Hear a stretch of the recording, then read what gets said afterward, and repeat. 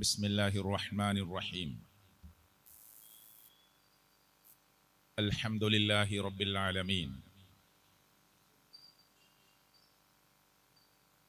والصلاة والسلام على رسول الله وعلى آله وصحبه أجمعين. اللهم صل على محمد وعلى آل محمد كما صليت على إبراهيم وعلى آل إبراهيم إنك حميد مجيد. اللهم بارك على محمد وعلى آل محمد كما باركت على إبراهيم وعلى آل إبراهيم إنك حميد مجيد. اتقوا الله حيثما كنتم. ബഹുമാന്യനായ അധ്യക്ഷൻ, എൻ്റെ സുഹൃത്ത് നസീഫ്, ഡോക്ടർ നസീഫ്, ആമുഖ ഭാഷണം നിർവഹിച്ച എൻ്റെ സഹപ്രവർത്തകൻ നജമുദ്ദീൻ അസ്സലഫി, സ്റ്റേജിലെ ബഹുമാന്യരായ നേതാക്കന്മാരെ, കുതിരമ്പൊയിലിൻ്റെ ഹൃദയത്തിൽ ഈ മനോഹരമായ ഈ സ്ഥലത്ത് സർവശക്തനായ അള്ളാഹുവിൻ്റെ ദീനിനെ കുറിച്ച് കേട്ട് മനസ്സിലാക്കി തെറ്റായ ധാരണകളെ തിരുത്തുവാനും ശരിയായതിലേക്ക് നാം തിരിച്ചെത്താനും വേണ്ടിയാണ് ഈ അർത്ഥത്തിലുള്ള ഒരു തസ്ഫിയ ആദർശ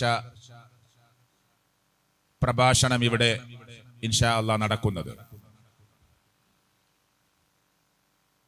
കുതിരമ്പൊയിൽ എന്ന് പറയുന്ന ഈ പ്രദേശത്ത് ഇതിനു മുമ്പും ഒന്ന് രണ്ട് തവണകളായി ഈ ഉള്ളവൻ മുമ്പ് സംസാരിച്ചിട്ടുണ്ട്. അള്ളാഹു ഈ സംസാരങ്ങളൊക്കെ പുണ്യകർമ്മമായി സൽക്കർമ്മമായി സ്വീകരിക്കുമാറാകട്ടെ.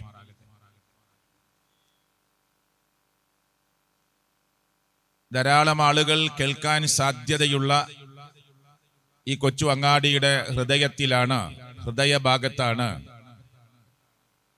ഇങ്ങനൊരു പ്രോഗ്രാം സംഘടിപ്പിച്ചിട്ടുള്ളത്.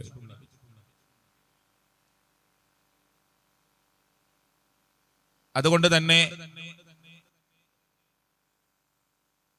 എന്റെ സംസാരത്തെ കേൾക്കുന്ന ആളുകളോട് എനിക്ക് ആമുഖമായി സൂചിപ്പിക്കാനുള്ളത്, ഇവിടെ പറയുന്ന കാര്യങ്ങളിൽ നമുക്ക് അന്വേഷണങ്ങൾ നടത്തി മാറ്റുരച്ചു നോക്കാം. മുജാഹിദ് പ്രസ്ഥാനത്തിന്റെ പ്രബോധന സംഘമാകുന്ന വിസ്ഡം ഇസ്ലാമിക് ഓർഗനൈസേഷൻ, അങ്ങനെ ഞാൻ പറയാൻ കാരണം വിസ്ഡം എന്ന് പറയുന്ന ഈ സംഘമാണ് ഇന്ന് കേരളക്കരയിൽ ദഅവത്തിന്റെ മേഖലയിൽ മുജാഹിദ് പ്രസ്ഥാനങ്ങളിൽ മുന്നിൽ നിൽക്കുന്നത് എന്ന് ഉറച്ച വിശ്വാസം കൊണ്ടാണ്. ആ പ്രബോധന സംഘമാകുന്ന വിസ്ഡം ഇസ്ലാമിക് ഓർഗനൈസേഷന്റെ ഒരു എളിയ പ്രബോധകൻ എന്ന നിലക്ക്, പ്രവർത്തകൻ എന്ന നിലക്ക് നിങ്ങളുടെ മുമ്പിൽ സംസാരിക്കുമ്പോൾ പ്രമാണങ്ങൾ മുന്നിൽ വെച്ചുകൊണ്ടാണ് നിങ്ങളോട് സംസാരിക്കുക. ആമുഖ വിഷയങ്ങളിലേക്കൊന്നും ഞാൻ കടക്കാതെ ഇവിടെ പറയാൻ ഉദ്ദേശിക്കുന്ന വിഷയത്തിന്റെ മർമ്മങ്ങളിലേക്ക് വേഗത്തിൽ പ്രവേശിക്കാനാണ് ഞാൻ ആഗ്രഹിക്കുന്നത്. വ്യത്യസ്തമായ അങ്ങാടികളിൽ, കവലകളിൽ, തെരുവീതികളിൽ, ഗ്രാമാന്തരങ്ങളിൽ ഓരോ കാലഘട്ടത്തിനും അനുസൃതമായി ആ നാടിനെ മനസ്സിലാക്കി അവിടെ നൽകേണ്ട ദഅവത്തിന്റെ പ്രത്യേകമായ ഭാഗങ്ങൾ സംസാരിച്ചു പോരുക എന്നത് ദഅവത്തിന്റെ ഭാഗമാണ്. ഞാൻ ഉയർന്ന ഒരു പോലീസ് ഉദ്യോഗസ്ഥന്റെ കൂടെ അദ്ദേഹം ഉദ്ഘാടനം ചെയ്ത് 1/4 മണിക്കൂർ സംസാരിക്കുന്നു. പിന്നീട് 1 മണിക്കൂർ എന്റെ സംസാരം അവിടെ ലഹരിയുമായി ബന്ധപ്പെട്ട സംസാരമാണ്. ആ പ്രദേശത്തു നിന്ന് ധാരാളം സ്ഥലങ്ങളിലേക്ക് ലഹരിയുടെ വ്യത്യസ്തമായ മിഠായി പോലെയുള്ള രൂപത്തിലാക്കി പുതിയ തലമുറയെ തിന്മയിലേക്ക് കൊണ്ടുപോകുന്ന വലിയ വലിയ പരിശ്രമങ്ങൾ, കൂട്ടായ്മകൾ, അല്ലെങ്കിൽ ആ അർത്ഥത്തിലുള്ള തെറ്റായ രീതിയിൽ പ്രവർത്തിക്കുന്ന സംഘങ്ങൾ അവിടെ ഉണ്ട് എന്ന് മനസ്സിലാക്കി അവിടെ വലിയൊരു പ്രഭാഷണം സംഘടിപ്പിക്കുകയാണ്. അപ്പൊ ആ പ്രദേശത്ത് കൂടുതൽ ഊന്നൽ നൽകിയത് ലഹരിക്കെതിരെയുള്ള സംസാരമായിരുന്നു. വിസ്ഡം ഇസ്ലാമിക് ഓർഗനൈസേഷനെ ശ്രദ്ധിക്കുന്ന ആളുകൾക്കറിയാം, ഡോക്ടർമാരെ പോലെ, എഞ്ചിനീയർമാരെ പോലെയുള്ള ആളുകളുടെ ഫാമിലികൾക്ക് വേണ്ടി പ്രത്യേകമായ പ്രോഗ്രാമുകൾ സംഘടിപ്പിക്കുകയാണ്. അവർക്ക് സമയമില്ല. അവർ നിൽക്കുന്ന ഹോസ്പിറ്റലിലേക്കോ അവർ ജോലി ചെയ്യുന്ന, സേവനമനുഷ്ഠിക്കുന്ന ഹോസ്പിറ്റലിന്റെ പരിസരത്തോ നമ്മൾ വിളിച്ചു ചേർത്ത് അവർക്ക് വേണ്ട പ്രത്യേകമായ ഉപദേശ നിർദ്ദേശങ്ങൾ നൽകുകയാണ്. പ്രൊഫഷണൽ രംഗത്ത് പഠിച്ചുകൊണ്ടിരിക്കുന്ന മെഡിക്കൽ, എഞ്ചിനീയറിംഗ്, IT, അതുപോലെ തന്നെ വ്യത്യസ്തമായ പ്രൊഫഷണൽ രംഗത്ത് പഠിച്ചുകൊണ്ടിരിക്കുന്ന വിദ്യാർത്ഥികളെ ലക്ഷ്യം വെച്ചുകൊണ്ട് പ്രോഫ്കോൺ പോലെയുള്ള ഉജ്ജ്വലമായ പ്രോഗ്രാമുകൾ സംഘടിപ്പിച്ചു വരികയാണ്. അന്യ സംസ്ഥാനത്ത് നിന്ന് ഇവിടെ ജോലിക്ക് വേണ്ടി വന്ന് ഉപജീവനത്തിന് വേണ്ടി വന്ന ആളുകൾക്ക് വേണ്ടി പ്രത്യേകമായ ദഅവ പാക്കേജുകൾ തയ്യാറാക്കുകയാണ്. എല്ലാറ്റിന്റെയും ലക്ഷ്യം സമൂഹം തിന്മയിൽ നിന്ന് രക്ഷപ്പെടണം, ഏറ്റവും ധാർമ്മികതയിലേക്ക്, മൂല്യവത്തായ ധാർമ്മികതയിലേക്ക് ആളുകൾ തിരിച്ചു വരണമെന്നതാണ്. ഭൗതികമായ ലാഭമോ പ്രോഫിറ്റോ ഈ സംസാരം കൊണ്ട് മുജാഹിദ് പ്രസ്ഥാനം, വിസ്ഡം ഇസ്ലാമിക് ഓർഗനൈസേഷൻ ആഗ്രഹിച്ചിട്ടില്ല, ആഗ്രഹിക്കുകയുമില്ല.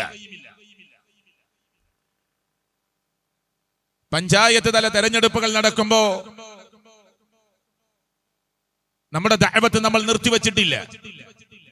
പക്ഷെ രാഷ്ട്രീയ കാഴ്ചപ്പാടുകളും വീക്ഷണവും ഈ പ്രസ്ഥാനത്തിലെ ഓരോ പ്രവർത്തകന്മാർക്കുമുണ്ട്. പ്രവർത്തകന്മാരോട് അതിന്റെ ജനറൽ ബോഡി യോഗങ്ങളിൽ പറയും, നിങ്ങൾ രാഷ്ട്രീയത്തിൽ നിന്ന് മാറി അരാഷ്ട്രീയവാദത്തിലേക്ക് പോവരുത് എന്ന്. രാഷ്ട്രീയമില്ലാത്ത, രാഷ്ട്രീയ ജീവിതം നയിക്കാത്ത, അതല്ലെങ്കിൽ അതുമായി കൂടിച്ചേരാത്ത ഒരു ജീവിതത്തിലേക്ക് നിങ്ങൾ പോവരുത്. നമ്മൾ ഇടപെടേണ്ട സ്ഥലത്ത് ഇടപെടണം, വോട്ട് നൽകേണ്ട സമയത്ത് വോട്ട് നൽകണം, ആളുകളെ ബോധവൽക്കരിക്കേണ്ട സമയത്ത് ബോധവൽക്കരിക്കണം. ഒന്നിൽ നിന്നും മാറി നിൽക്കുന്നവരല്ല മുജാഹിദ് പ്രസ്ഥാനം എന്ന് പറയുന്ന പ്രസ്ഥാനം. SIR പോലെയുള്ള പ്രശ്നങ്ങൾ വന്നപ്പോ ഒരു എളിയ പ്രബോധകൻ എന്ന നിലയ്ക്ക് എനിക്കറിയാം, എന്റെ വാർഡിലെ BLO രാത്രി എന്റെ വീട്ടിൽ 12 മണി 1 മണി വരെ ഇരുന്ന്, ഞാനും എന്റെ മോളും അദ്ദേഹവും ഒക്കെ ഇരുന്ന് ഓരോരുത്തരുടെ മൊബൈലുകളിൽ ആ നാട്ടിലെ ഒരാളും വിട്ടുപോകരുത് എന്ന നിലക്ക് ഞങ്ങൾ ആ സിസ്റ്റത്തിലേക്ക് അവരെ കൊണ്ടുവരാൻ, അതിൽ ഉൾപ്പെട്ടവരായി മാറണമെന്ന് ആഗ്രഹിച്ചുകൊണ്ട് വിട്ടുപോകരുത് എന്ന നിലക്ക് പ്രവർത്തിച്ചത് എനിക്ക് ഏതാനും ദിവസങ്ങൾക്ക് മുമ്പ് നടന്നത് ഓർമ്മയുണ്ട്. മാത്രമല്ല, നമ്മൾ മുജാഹിദ് പ്രസ്ഥാനത്തിന്റെ പ്രവർത്തകന്മാരോട് പറഞ്ഞു, നിങ്ങൾ ഇടപെടണം. നിങ്ങളുടെ ഗ്രാമത്തിൽ ജാതിയോ മതമോ വർഗമോ വർണ്ണമോ നോക്കാതെ ആരെങ്കിലും വിട്ടുപോയിട്ടുണ്ടോ എന്ന് നിങ്ങൾ അന്വേഷിക്കണം. നമ്മുടെ കുടുംബത്തിൽ ഒരാൾ മാത്രമല്ല, നിങ്ങളുടെ ഗ്രാമത്തിൽ, നിങ്ങളുടെ വാർഡിൽ ആരെങ്കിലും വിട്ടുപോയിട്ടുണ്ടോ എന്ന് നിങ്ങൾ പരിശോധിക്കണം. എന്നിട്ട് അവർക്ക് നിർദ്ദേശം കൊടുക്കണം. എന്തിനാണത്? അതൊക്കെ മനുഷ്യരോട് നിർവഹിക്കുന്ന ധർമ്മമാണ് എന്ന് ഉറച്ചു വിശ്വസിക്കുന്നത് കൊണ്ടാണ്. രാജ്യത്തിന്റെ ഭരണചക്രം തിരിച്ചുകൊണ്ടിരിക്കുന്ന ആളുകൾ ചില ഗൂഢാലോചനകളും ഇടൻ അജണ്ടകളും തയ്യാറാക്കുമ്പോ ആ അജണ്ടകളെയും ഗൂഢാലോചനകളെയും ഒക്കെ മറികടന്നുകൊണ്ട് ഈ സമൂഹത്തിന്റെ രക്ഷയ്ക്കു വേണ്ടി ഈ നാട്ടിലെ ഓരോ മനുഷ്യരും ഒത്തുചേർന്ന് കൈകോർത്ത് നിന്ന് പ്രവർത്തിക്കണമെന്ന ബോധവൽക്കരണമാണ് അതിലൂടെ നമ്മൾ നടത്തിയത്. സഹോദരങ്ങളെ, ഇന്ന് ഇവിടെ ഒരു ആദർശ സമ്മേളനമാണ്. മുജാഹിദ് പ്രസ്ഥാനം എന്ന് പറയുന്ന പ്രസ്ഥാനം കേരളക്കരയിൽ 1911 കാലഘട്ടങ്ങളിൽ സനാഉൽ മക്തി തങ്ങളെ പോലെയുള്ള ആളുകളെ ഒറ്റയാൾ പടയോട്ടത്തിലൂടെ ആരംഭം കുറിച്ച് ഐക്യസംഘത്തിലൂടെ, കേരള ജംഇയ്യത്തുൽ ഉലമയിലൂടെ അങ്ങനെ മുജാഹിദ് പ്രസ്ഥാനത്തിന്റെ ഈ വളർച്ച അതിങ്ങനെ വളർന്ന് പന്തലിച്ച് പൂവിട്ട് കായ്ച്ച് എത്രയോ മനുഷ്യർക്ക് തണലായി, എത്രയോ മനുഷ്യർക്ക് സന്മാർഗത്തിന്റെ വഴി ഒരുക്കി കൊടുക്കാൻ കാരണമായി മാറിയ വലിയൊരു പ്രസ്ഥാനമാണ്. പ്രസ്ഥാനങ്ങൾക്കിടയിൽ, വളർച്ചക്കിടയിൽ ചെറിയ ചെറിയ പ്രശ്നങ്ങൾ ഉണ്ടാവുക എന്നത് സ്വാഭാവികമാണ്. അള്ളാഹുവിന്റെ പ്രവാചകൻ മുഹമ്മദ് റസൂൽ കരീം സല്ലല്ലാഹു അലൈഹി വസല്ലമ ക്രൈസ്തവരെയും ജൂതലോബികളെയും കുറിച്ച് പറഞ്ഞ സ്ഥലത്ത് പറഞ്ഞു, ക്രിസ്ത്യാനികൾ 71 72 വിഭാഗമാകും, ജൂതന്മാർ 71 72 വിഭാഗമാകും. എന്നിട്ട് പ്രവാചകന്റെ തിരുനാവ് കൊണ്ട്, തങ്ങളായ മുത്തുനബിയുടെ തിരുനാവ് കൊണ്ട് പറഞ്ഞു, വസതഫ്തരികു ഉമ്മത്തി അലാ 73 ഫിർഖ, എന്റെ ഉമ്മത്ത് 73 വിഭാഗങ്ങളായി ഭിന്നിച്ചു പോകുമെന്ന്. അത് അള്ളാഹുവിന്റെ പ്രവാചകൻ പറഞ്ഞതാണ്. വഹയിന്റെ അടിസ്ഥാനത്തിൽ സംസാരിക്കുന്ന നമ്മുടെ നേതാവായ റഹ്മത്തായ മുഹമ്മദ് മുസ്തഫ സല്ലല്ലാഹു അലൈഹി വസല്ലമ അള്ളാഹുവിന്റെ വഹയി പ്രകാരം പറഞ്ഞതാണ്, ഈ ഉമ്മത്ത് 73 ടീമുകളായി പിരിഞ്ഞു പോകുമെന്ന്. നമ്മൾ നാട്ടിൽ കാണുന്ന ചെറിയ ചെറിയ ത്വരീഖത്തുകളെ കുറിച്ചോ സംഘടനയിലെ ഗ്രൂപ്പുകളെ കുറിച്ചൊന്നല്ല സംസാരം, അതിലേക്ക് ഞാൻ കടക്കുന്നില്ല. 73 കക്ഷികളായി പിരിഞ്ഞു പോകും. എന്നിട്ട് പ്രവാചകന്റെ തിരുനാവ് കൊണ്ട് പറഞ്ഞു, കുല്ലുഹും ഫിന്നാർ, എല്ലാവരും നരകത്തിലേക്കുള്ളവരാണ്. ഇല്ലാ മില്ലതൻ വാഹിദ, ഒരൊറ്റ മില്ലത്തൊഴികെ. അതൊരു സംഘടനയുടെ പേരല്ല, ഒരു ഗ്രൂപ്പിന്റെ പേരല്ല, ഒരു പ്രസ്ഥാനത്തിന്റെ പേരല്ല. ആരും തെറ്റിദ്ധരിച്ചു പോവണ്ട. പിന്നെ എല്ലാവരും നരകത്തിലേക്കുള്ളവരാണ്. ഇല്ലാ മില്ലതൻ വാഹിദ, ഒരൊറ്റ മില്ലത്തൊഴികെ. ഇത് കേട്ട ഉടനെ സ്വഹാബാ കിറാം റളിയല്ലാഹു അൻഹും മുത്തുനബിയോട് ചോദിച്ചു, അല്ലയോ പ്രവാചകരെ, വമൻ ഹിയ യാ റസൂലല്ലാഹ്, ആരാണ് സ്വർഗത്തിലേക്ക് പോകുന്ന വിഭാഗമെന്ന് സഹാബത്ത് ആകാംക്ഷയോടെ, ഉത്കണ്ഠയോടെ അള്ളാഹുവിന്റെ പ്രവാചകനോട് അവർ ചോദിക്കുകയാണ്. ഉടനെ മുഹമ്മദ് റസൂൽ കരീം സല്ലല്ലാഹു അലൈഹി വസല്ലം മറുപടി പറഞ്ഞു, മാ അന അലൈഹി അൽ യൗം വഅസ്ഹാബി. ഒരു ഗ്രൂപ്പിന്റെ പേരല്ല, ഒരു പ്രസ്ഥാനത്തിന്റെ പേരല്ല, ഒരു സംഘടനയുടെ പേരല്ല, ഒരു സംഘത്തിന്റെ പേരല്ല. ഒരു നിലപാട് സ്വീകരിച്ചവരുടെ നിലപാട് പ്രഖ്യാപിക്കുകയാണ്. ഏതാണ് ആ നിലപാട്? മാ അന അലൈഹി അൽ യൗം വഅസ്ഹാബി. എന്താ അതിന്റെ അർത്ഥം?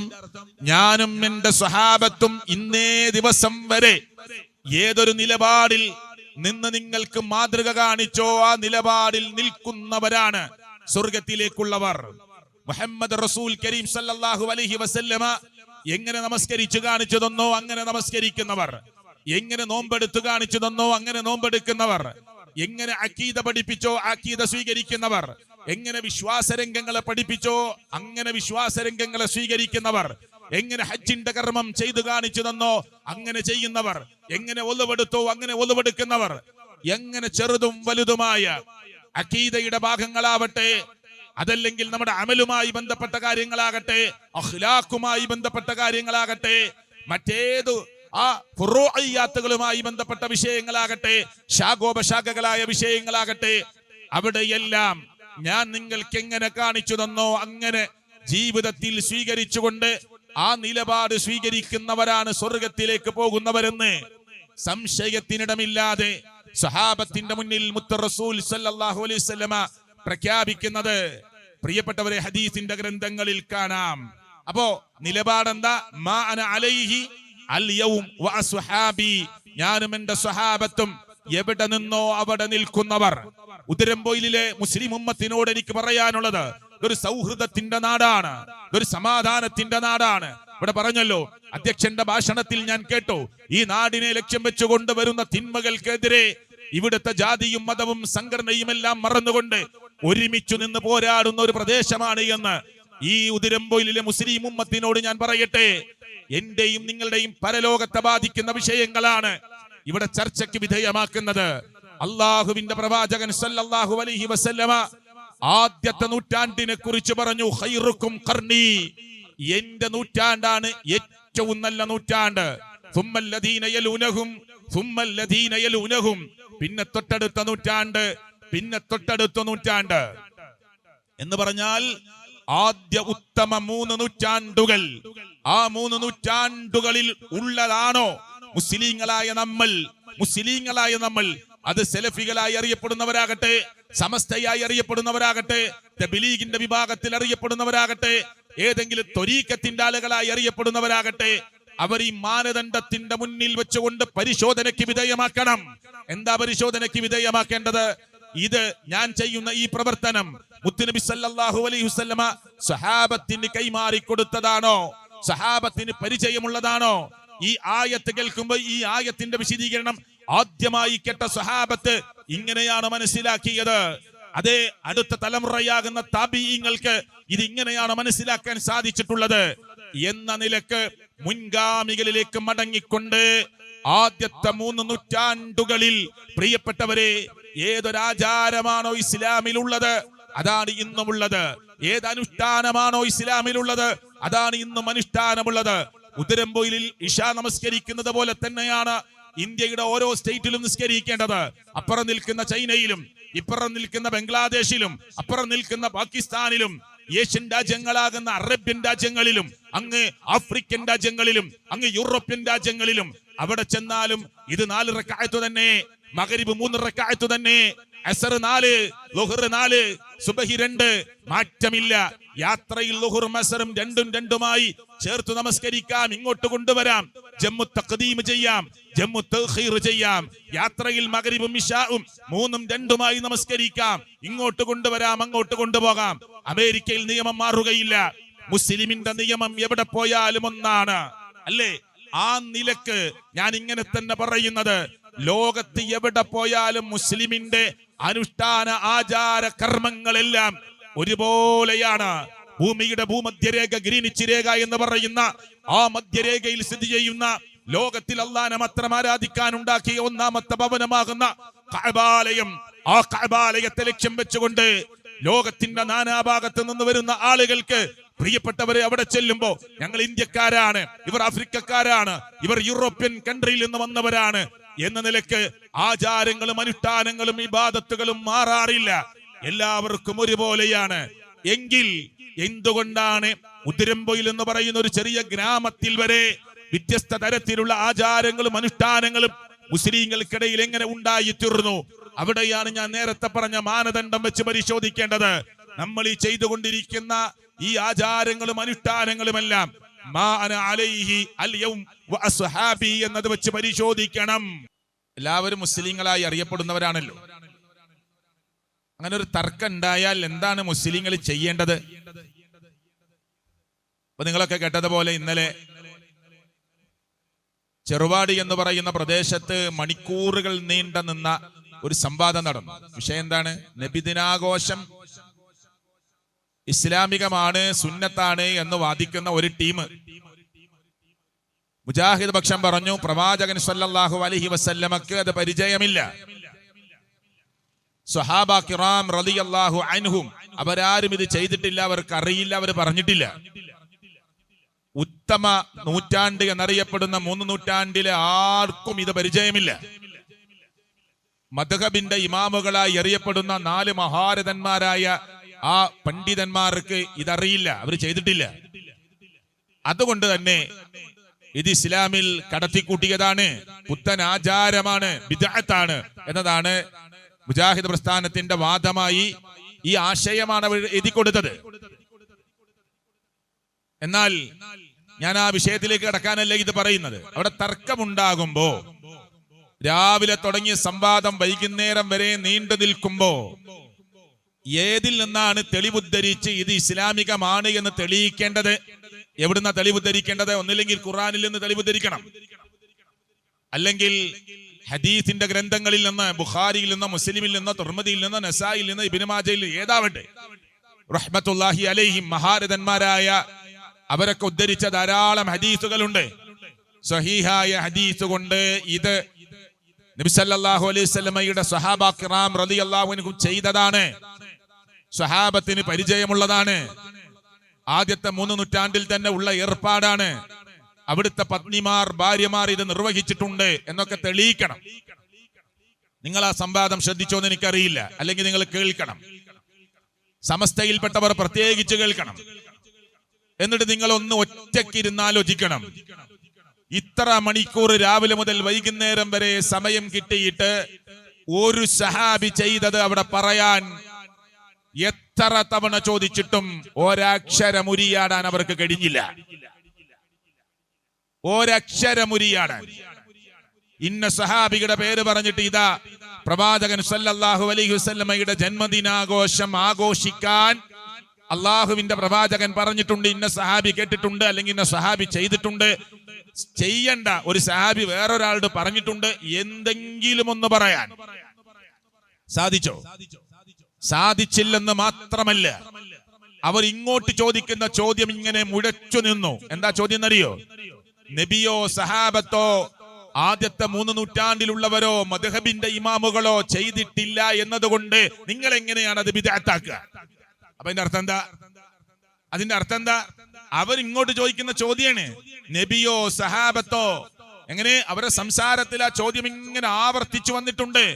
നബിയോ സഹാബത്തോ ആദ്യ നൂറ്റാണ്ടിലെ 3 നൂറ്റാണ്ടിലെ ആളുകളോ മദ്ഹബിന്റെ ഇമാമുകളോ അവരാരും ചെയ്തിട്ടില്ല എന്നതുകൊണ്ട് എങ്ങനെയാണ് നിങ്ങൾ അതിനെ ബിദ്അത്താക്കുക എന്നതാണ് ഇവരിങ്ങനെ ഇങ്ങോട്ട് തിരിച്ചു ചോദിച്ചുകൊണ്ടേയിരുന്നത്.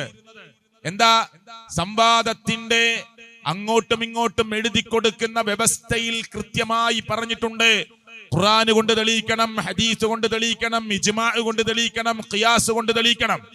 എന്നിട്ടോ മുൻകഴിഞ്ഞു പോയ കേരള നദ്വത്തുൽ മുജാഹിദീൻ എന്ന് പറയുന്ന മുജാഹിദ് പ്രസ്ഥാനത്തിന്റെ അല്ലെങ്കിൽ KJUI അറിയപ്പെട്ട കേരള ജമിയത്തുൽ ഉലമയുടെ, അതുമല്ലെങ്കിൽ ഐക്യസംഘത്തിൽ അറിയപ്പെട്ട പണ്ഡിതന്മാരുടെ ഏതൊക്കെയോ ആളുകളുടെ പേര് പറഞ്ഞ് അവർ മുമ്പ് ചെയ്തിട്ടുണ്ട് എന്ന് വാദിക്കാനും അതിനുവേണ്ടി സമയം കളയാനുമാണ് ഈ കേരളക്കരയിൽ ധാരാളം പ്രിയപ്പെട്ടവരെ, ധാരാളം പണ്ഡിതന്മാർ, മുസ്ലിയാക്കന്മാർ മാറി മാറി അങ്ങനെ വന്നവരാണ് മുജാഹിദ് പ്രസ്ഥാനത്തിന്റെ നേതാക്കന്മാരൊക്കെ. ആർക്കും അതിൽ തർക്കമുള്ളത്? അതിന് സമയം കളയുക എന്നതല്ലാതെ പ്രമാണത്തിൽ നിന്ന് ഒരു തെളിവുദ്ധരിക്കാൻ കഴിഞ്ഞോ? ഞാൻ എന്തിനാ ഇതോടെ പറഞ്ഞെന്നറിയോ? ഇതൊരു ചെറിയ ഉദാഹരണം മാത്രമാണ്. ഇങ്ങനെയുള്ള ഏത് വിഷയങ്ങളാകട്ടെ, ഖുർആൻ എന്താ പറഞ്ഞത്?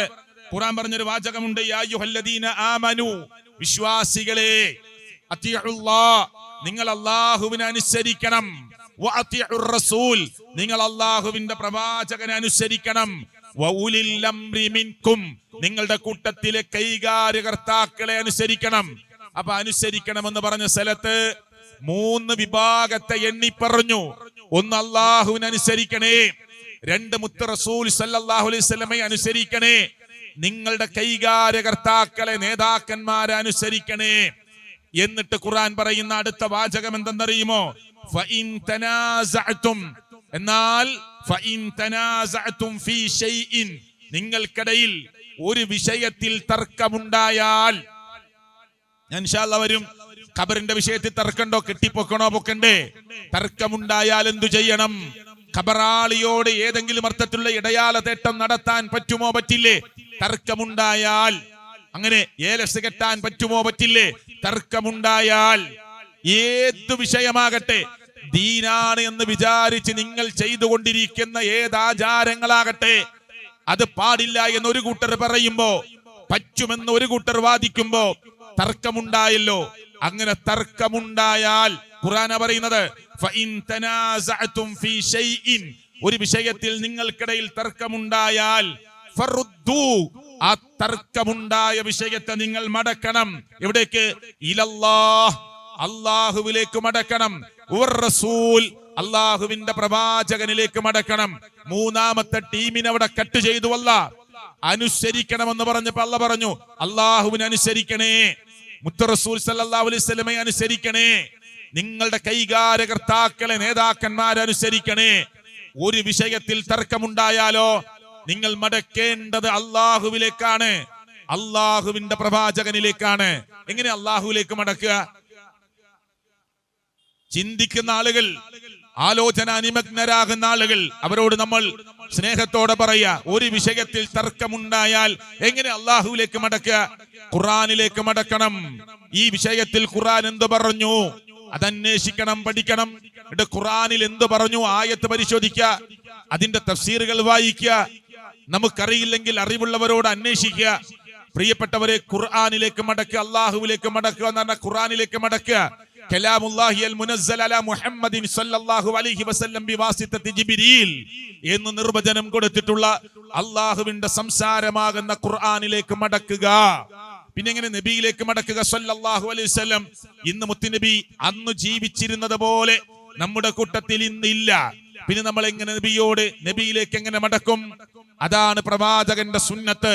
മൗലീഫ ഇലൻ നബി സല്ലല്ലാഹു അലൈഹി വസല്ലം ബിഫഇലിഹി വഖൗലിഹി വതഖരീരിഹി. വളരെ ക്ലിയർ ആണ്. മുത്തുനബിയുടെ പ്രവർത്തനം, അവിടുത്തെ വാക്കുകൾ, അവിടുത്തെ സമ്മതങ്ങൾ, അതിങ്ങനെ ഖുർആൻ പോലെ തന്നെ സ്വഹീഹായ ഹദീസുകൾ കൊണ്ട് തെളിഞ്ഞു കിടക്കുകയാണ്. മുത്തുനബിയുടെ മേൽ ഒരാൾ കളവ് പറഞ്ഞാൽ അത് പിടിക്കാൻ എല്ലാവിധ സംവിധാനങ്ങളും ലോകത്തുണ്ട്. അപ്പൊ ഇത് നബി സല്ലല്ലാഹു അലൈഹി വസല്ലം പറഞ്ഞതാണോ? ഇത് കേട്ട സ്വഹാബികളാരാ? അടുത്ത തലമുറക്ക് കൈമാറിക്കൊടുത്ത ശൃംഖല എവിടെ? അതിന്റെ സനദ് എവിടെ? ഇതൊക്കെ പരിശോധിക്കാനുള്ള മാനദണ്ഡങ്ങളും മാർഗങ്ങളും ലോകത്തുണ്ട്. അത് അള്ളാഹ് ഉണ്ടാക്കി വെച്ചതാണ്. അപ്പൊ ഖുർആനിലേക്ക് മടക്കുക, തിരുസുന്നത്തിലേക്ക് മടക്കുക. പ്രിയപ്പെട്ടവരെ, ഈ ഖുർആനിലും സുന്നത്തിലും അത് ഉണ്ടോ? ഈ ഖുർആൻ കൊണ്ടും ഈ സുന്നത്ത് കൊണ്ടും ഹദീസ് കൊണ്ടും അതിനെ വ്യാഖ്യാനിച്ച് വിശദീകരിച്ച് ഒരു വിഷയത്തിൽ പണ്ഡിത ലോകത്തിന്റെ ഇജ്മാ എന്താണ്, അവിടെ അതിന് സമ്മതം നൽകിയിട്ടുണ്ടോ? ഖിയാസ് അടിസ്ഥാനത്തിൽ അതിന് വല്ല രേഖയും നമുക്ക് കിട്ടാനുണ്ടോ? ഇങ്ങനെ പരിശോധിക്കണം നമ്മളെ. അവിടെയാണ് ഒരു മുസ്ലിം തെളിവുകൾ മാറ്റുരച്ച് നോക്കണമെന്ന് നമ്മൾ പറയുന്നത്. ആ അടിസ്ഥാനത്തിൽ ഇൻഷാ അല്ലാഹ് ചില കാര്യങ്ങളൊക്കെ നമ്മളൊന്ന് മാറ്റുരച്ച് പരിശോധിക്കാൻ ശ്രമിക്കുകയാണ് ഇവിടെ. അതാണ് നമ്മൾ ഇന്നത്തെ സംസാരം കൊണ്ട് ഉദ്ദേശിക്കുന്നത്. ഒരാളെയും ഏതെങ്കിലും അർത്ഥത്തിൽ തേജോവധം ചെയ്യാനോ വ്യക്തിഹത്യ നടത്താനോ ഏതെങ്കിലും ആളുകളുടെ പേരെടുത്തു പറഞ്ഞ് അവരെ പ്രയാസപ്പെടുത്താനൊന്നും നമ്മുടെ ഉദ്ദേശത്തിലില്ല. മറിച്ച് പ്രമാണം പറയുന്നു, ഇഷ്ടമുള്ളവർക്ക് സ്വീകരിക്കാം, അല്ലാത്തവർക്ക് അവോയ്ഡ് ചെയ്യാം. ഈ ഉദരംപൊയിലിന്റെ മണ്ണിൽ രാഷ്ട്രീയക്കാരുടെ പ്രസംഗം നടന്നിട്ടുണ്ട്, മതപ്രഭാഷണങ്ങൾ ധാരാളം നടന്നിട്ടുണ്ട്. ഞാൻ തന്നെ പറഞ്ഞല്ലോ, ഞാൻ തന്നെ ഇവിടെ 1, 2, 3 തവണ ഇവിടെ സംസാരിച്ചിട്ടുണ്ട്. അപ്പോ നമുക്കത് കേൾക്കാം, കേട്ടിട്ട് ശരിയാണെന്ന് തോന്നുന്നുവെങ്കിൽ സ്വീകരിക്കാം, ഇല്ലെങ്കിൽ തള്ളിക്കളയാം. അതേത് വിഷയങ്ങളും ഞാൻ ചില വിഷയങ്ങൾ ഇങ്ങനെ പെട്ടെന്ന് എടുത്തെടുത്ത് പറഞ്ഞു പോവാണ്. പ്രിയപ്പെട്ടവരെ, ഇപ്പോ നേർച്ചകൾ, വഴിപാടുകൾ, ഖബറുകൾ, ഇതുമായി ബന്ധപ്പെട്ട് നമ്മുടെ നാട്ടിലെ പ്രത്യേകിച്ച് ഉദരംപൊയിലിൽ ഇവിടെ ധാരാളം സമസ്തക്കാരാണുള്ളത്. സെൽഫികൾ കുറവാണ്, തർക്കമില്ല. കേരളത്തിലെ പല സ്ഥലങ്ങളിലും അങ്ങനെ തന്നെയാണ്, അതിലൊന്നും നമ്മൾ തർക്കിക്കുന്നില്ല. എന്നാൽ ആ സമസ്തക്കാർ ഏറ്റവും കൂടുതൽ അംഗീകരിച്ചു പോരുന്ന ഷാഫി മദ്ഹബിന്റെ ഗ്രന്ഥങ്ങളിൽ തന്നെ ഒരു സ്ഥലത്ത് ഇബ്നു ഹജറുൽ ഹൈതമി പറയുന്ന വാക്ക് നിങ്ങൾ ശ്രദ്ധിച്ചോളൂ. നേർച്ചയുമായി ബന്ധപ്പെട്ടുകൊണ്ട് പറയുന്നു, വഇൻ ഖുസിദ ബിഹാദൻ നദിരി അത്തഖറബ് ലിമൻ ഫിൽ ഖബരി ബതല.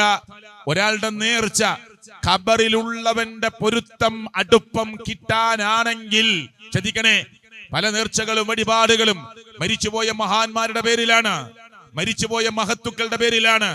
അവരാരും മോശക്കാരാണെന്ന് നമ്മൾ പറയുന്നില്ല. ലോകം കണ്ടതിൽ ഏറ്റവും വലിയ ഔലിയാക്കന്മാരാണ്. ബദർ യുദ്ധത്തിൽ പങ്കെടുത്ത ബദരീങ്ങൾ എന്നറിയപ്പെടുന്നവർ. ആ ബദരീങ്ങളുടെ നേതാവാണ് നമ്മുടെ നേതാവ് മുഹമ്മദ് മുസ്തഫ സല്ലല്ലാഹു അലൈഹി വസല്ലമ. പക്ഷേ ആ ബദരീങ്ങളുടെ പേരിൽ നേർച്ചയാക്കുമ്പോ തൗഹീദിന് വേണ്ടി എഴുതിയ ഷെയ്ഖ് മുഹയ്യുദ്ദീൻ റഹ്മത്തുള്ളാഹി അലൈഹിയുടെ പേരിൽ നേർച്ചയാക്കുമ്പോ, അല്ലേ, അദ്ദേഹം തൗഹീദിന് വേണ്ടി എഴുതിയ പണ്ഡിതനാണ്, തൗഹീദിന് വേണ്ടി സംസാരിച്ച പണ്ഡിതനാണ്. ഏകദൈവ വിശ്വാസത്തിലേക്ക്, തൗഹീദിലേക്ക്, ശിർക്കിൽ നിന്ന് ആളുകളെ തൗഹീദിലേക്ക് വിളിച്ച പണ്ഡിതനാണ്. പക്ഷേ ആ മുഹയ്യിദ്ദീൻ ഷെയ്ഖിന്റെ പേരിൽ നേർച്ചയാക്കുന്നത് നമ്മുടെ നാട്ടിൽ കണ്ടുകൊണ്ടിരിക്കുകയാണ്. എന്നാൽ ഷാഫി മദ്ഹബ് പറയുകയാണ്, വഇൻ ഖുസിദ ബിഹാദൻ നദിരി, ഒരു നേർച്ച അതുകൊണ്ട് ഒരാൾ ലക്ഷ്യമാക്കുന്നത് അത്തഖറബ്, ഒരു സാമീപ്യമാണ്, അടുപ്പമാണ്, പൊരുത്തമാണ്. ആരുടെ അടുപ്പം, ആരുടെ സാമീപ്യം?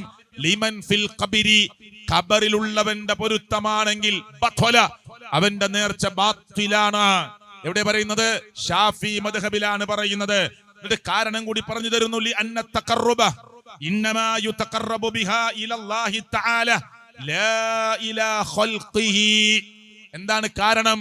പൊരുത്തം നിങ്ങൾ ആഗ്രഹിക്കേണ്ടത്, അടുപ്പം നിങ്ങൾ ആഗ്രഹിക്കേണ്ടത്, ഇഷ്ടം നിങ്ങൾ ആഗ്രഹിക്കേണ്ടത്, പ്രിയപ്പെട്ടവരെ, ഈ തഖറബ് നിങ്ങൾ പ്രതീക്ഷിക്കേണ്ടത് തീർച്ചയായും അല്ലാഹുവിന്റെ അടുക്കൽ നിന്നാണ്.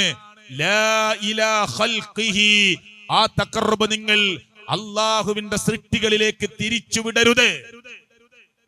ഉദരംപൊയിലെ പാവപ്പെട്ട ഉമ്മാനോട് ചോദിച്ചു നോക്ക് നിങ്ങള്, ഉപ്പാനോട് ചോദിച്ചു നോക്ക് നിങ്ങള്, ഏതെങ്കിലും ഒരു ജാറത്തിന്റെ മുന്നിലേക്ക് നടന്നു പോകുന്ന പാവപ്പെട്ട ഉമ്മയോട്, വാപ്പയോട് നിങ്ങൾ ചോദിച്ചു നോക്ക്, നിങ്ങൾ എന്തിനാണ് ആ ജാറത്തിൽ പോകുന്നത്? അവരൊക്കെ വലിയ മഹത്തുക്കളാണ്, വലിയ മഹാരഥന്മാരാണ്. അറിയപ്പെട്ട ബീവിയാണ്, അറിയപ്പെട്ട മനുഷ്യനാണ്. അതുകൊണ്ട് നമ്മളൊക്കെ ദോഷികളാണ്, പാപികളാണ്, തെറ്റ് ചെയ്തവരാണ്, കുറ്റം ചെയ്തവരാണ്, സാധാരണക്കാരിൽ സാധാരണക്കാരാണ്. ഈ കബറിൽ കിടക്കുന്നവരോ വലിയ മഹത്തുക്കളാണ്. അവരുടെ കുരുത്തം പൊരുത്തം കിട്ടണം, അവരുടെ കുരുത്തം പൊരുത്തം കിട്ടണം. അവരോട് നമ്മൾ പറഞ്ഞാൽ അവർ അള്ളാഹുവിനോട് പറയും, നമുക്ക് വേണ്ടി ശുപാർശ ചെയ്യും. നമ്മൾ അകന്നു നിൽക്കുന്നവരാണ് റബ്ബിലേക്ക്, നമ്മളെ അടുപ്പിക്കും. ഇതല്ലേ പറയുന്നത് ഖുർആനിലെ 39-ാം അധ്യായം സൂറത്ത് സുമറിലെ 3-ാമത്തെ ആയത്ത്, പരിശുദ്ധ ഖുർആനിലെ 10-ാം അധ്യായം സൂറത്ത് യൂനിസിലെ 18-ാമത്തെ ആയത്ത്, പരിശുദ്ധ ഖുർആനിലെ 26-ാം അധ്യായം സൂറത്ത് ശുഅറയിലെ 70 മുതൽ 74 വരെയുള്ള വചനങ്ങൾ ഈ ന്യായമാണ് പരിശുദ്ധ ഖുർആനിലൂടെ നിരത്തി തെറ്റാണ് എന്ന് പറയുന്നത്. ശ്രദ്ധിച്ചു കേട്ടോളൂ നിങ്ങളെ. 39-ാം അധ്യായം സൂറത്ത് സുമറിലെ 3-ാമത്തെ ആയത്തിൽ അല്ലാഹു തആല പറയുന്നത് അന്നത്തെ മനുഷ്യർ പറഞ്ഞ വാക്കാണ്. റബ്ബല്ലാത്ത ആളുകളെ തേടിപ്പോയവർ, റബ്ബല്ലാത്ത ആളുകളുടെ തഖർറുബ് തേടിപ്പോയവർ, റബ്ബല്ലാത്തവരോട് ഈ അർത്ഥത്തിലുള്ള തേട്ടം നടത്താൻ പോയവർ, ഇബാദത്ത് ചെയ്തവർ, അന്നവർ പറഞ്ഞ വാക്കാണ് മാ നഅബുദുഹും, ഞങ്ങൾ അവരെ ആരാധിച്ചിട്ടില്ല, ഞങ്ങൾ അവരെ ആരാധിക്കുന്നവരല്ല. എങ്ങനെ? എന്തിനു വേണ്ടിയല്ലാതെ? ഇല്ലാ ലിയുഖർരിബുനാ ഇലല്ലാഹി സുൽഫ, അല്ലാഹുവിലേക്ക് ഒരടുപ്പം അടുപ്പിക്കുന്നതിന് വേണ്ടിയല്ലാതെ. അപ്പൊ ആരാധിച്ചിട്ടുണ്ട് എന്നാണോ ഈ ആയത്ത് കൊണ്ട് മനസ്സിലാകുന്നത്? ഒരാൾ പറയാം ഞാൻ ഉദരമ്പൊയിലേക്ക് പോയിട്ടില്ല, ഇന്ന ഒരു സാധനം വാങ്ങാനല്ലാതെ എന്ന് പറഞ്ഞാൽ പോയിട്ടുണ്ട്, പോയത് ആ സാധനം വാങ്ങാനാണ്. ഇവര് പറഞ്ഞെന്താ? മാ നഅബുദുഹും ഇല്ലാ ലിയുഖർരിബുനാ ഇലല്ലാഹി സുൽഫ, ഞങ്ങൾ ഇവരെ ആരാധിക്കുന്നവരല്ല, ആരാധിച്ചിട്ടില്ല. എങ്ങനെ? എന്തിനു വേണ്ടിയല്ലാതെ? ഇല്ലാ ലിയുഖർരിബുനാ ഇലല്ലാഹി സുൽഫ, അള്ളാഹുവിലേക്ക് ഒരടുപ്പം അടുപ്പിക്കുന്നതിന് വേണ്ടിയല്ലാതെ. ഇത് പറയാൻ പാടില്ല എന്നാ ഖുർആൻ പറഞ്ഞത്. ഇത് കേൾക്കുന്ന ചെറുപ്പക്കാരെ, ഈ നാട്ടിലെ ശ്രദ്ധയോടുകൂടി ചിന്താശക്തിയുള്ള ചെറുപ്പക്കാരെ, നാട്ടുകാരെ, ഇത് മുസ്ലിം പറയരുത് എന്നാ ഖുർആൻ പറഞ്ഞത്. ഇത് ശിയാബടക്കര വെക്കുന്ന അർത്ഥമല്ലല്ലോ. അല്ല, ലോകത്ത് ഇതൊരു പുതിയ ആശയമല്ലല്ലോ. ഇത് ഖുർആൻ ലോകത്തിന്റെ മുമ്പിലേക്ക് നമ്മൾ ഓതിക്കേൾക്കാൻ തുടങ്ങിയിട്ട് തന്നെ 1400 വർഷങ്ങൾ കഴിഞ്ഞില്ലേ? ഈ ഖുർആനിലാണ് പറയുന്നത്. അന്നത്തെ മനുഷ്യന്മാര് പറഞ്ഞതാണ്. അള്ളാനെ വിട്ടിട്ട്, നബിയുടെ ഉപദേശങ്ങൾ വിട്ടിട്ട്, പ്രവാചകന്മാരുടെ കൽപ്പന വിട്ട് റബ്ബല്ലാത്ത ആളുകളെ തേടിപ്പോയവർ അന്ന് പറഞ്ഞ ന്യായമാണ് ഖുർആൻ പറഞ്ഞത്. അത് നമുക്ക് പറയാൻ പാടില്ല എന്നാ ഖുർആൻ പറയുന്നത്. ഞങ്ങൾ ഇവരെ തേടിപ്പോകുന്നത്, ഇവരെ ആരാധിക്കുന്നത് അടുപ്പിക്കാനാണ് അള്ളാഹുവിലേക്ക്. ഇനി രണ്ടാമത്തത് കേട്ടോളൂ. 10-ാം അധ്യായം സൂറത്ത് യൂനുസ് 18-ാമത്തെ ആയത്ത്. ഹൗലാഇ, ഇക്കൂട്ടർ. ആരാണ് ഇക്കൂട്ടർ? ഖബറിൽ കിടക്കുന്നവരാവാം, ബിംബങ്ങളായി വെച്ച് രൂപങ്ങൾ പിന്നെ മുന്നിൽ കാണുന്നവരാകാം, ആരുമാകാം. ഹൗലാഇ, ഇക്കൂട്ടർ. ശുഫഅഉനാ ഇൻദല്ലാഹ്, അല്ലാഹുവിന്റെ അടുക്കൽ ഞങ്ങൾക്ക് വേണ്ടി ശുപാർശ ചെയ്യും. ഇതല്ലേ നമ്മളെ നാട്ടിലെ പാവപ്പെട്ട ഉമ്മമാരും വാപ്പാരും വിശ്വസിക്കുന്നത്. അള്ളാഹു പുറത്തു കൊടുക്കുമാറാകട്ടെ. ഹക്ക് മനസ്സിലാകാനുള്ള കഴിവ് അള്ളാഹു പ്രദാനം ചെയ്യുമാറാകട്ടെ. നമ്മുടെ നാട്ടിലെ ഉമ്മാനോടും ബാപ്പാനോടും താത്തമാരോടൊക്കെ ചോദിച്ചാൽ അവർ പറയും, ഈ ഖബർ കിടക്കണ ആരാന്നറിയോ നിങ്ങൾക്ക്? വലിയ മഹാന, അള്ളാഹുവിന്റെ അടുക്കൽ നമുക്ക് വേണ്ടി ശുപാർശ ചെയ്യും. നബി സല്ലല്ലാഹു അലൈഹി വസല്ലമക്ക് പോലും നാളെ ശുപാർശ ചെയ്യാൻ അള്ളാന്റെ അനുവാദം വേണം, റബ്ബിന്റെ അനുവാദം വേണം. അതാ നമ്മൾ ആയത്തുൽ കുർസിയിൽ ഓതി പഠിക്കുന്നത്. എന്താണ്? അള്ളാന്റെ അടുക്കല്, അല്ലേ? റബ്ബിന്റെ അടുക്കല്. പ്രിയപ്പെട്ടവരെ, പടച്ചോന്റെ അടുക്കൽ ശുപാർശ ചെയ്യാൻ ആരുണ്ട്?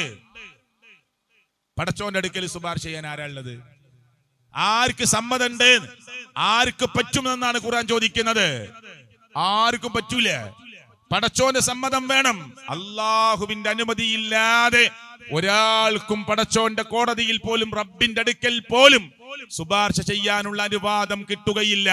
അപ്പൊ മുഹമ്മദ് നബി സല്ലല്ലാഹു അലൈഹി വസല്ലം ശുപാർശ ചെയ്യുന്നില്ലേ? ഉണ്ട്, അവിടെ വെച്ചിട്ടുണ്ട്. കറക്റ്റ് അതിന്റെ ഡിമാൻഡുകൾ വെച്ചിട്ടുണ്ട്. ആർക്കു വേണ്ടി ശുപാർശ ചെയ്യും എന്ന് ഖുർആനിന്റെ വ്യാഖ്യാനമായ ഹദീസിൽ പറയുന്നുണ്ട്. ആർക്കു വേണ്ടിയാണ്? അവൻ മരിച്ചത് അള്ളാഹുവിൽ ഒന്നിനെയും ശിർക്ക് വെക്കാതെയാണെങ്കിൽ അവന് വേണ്ടി.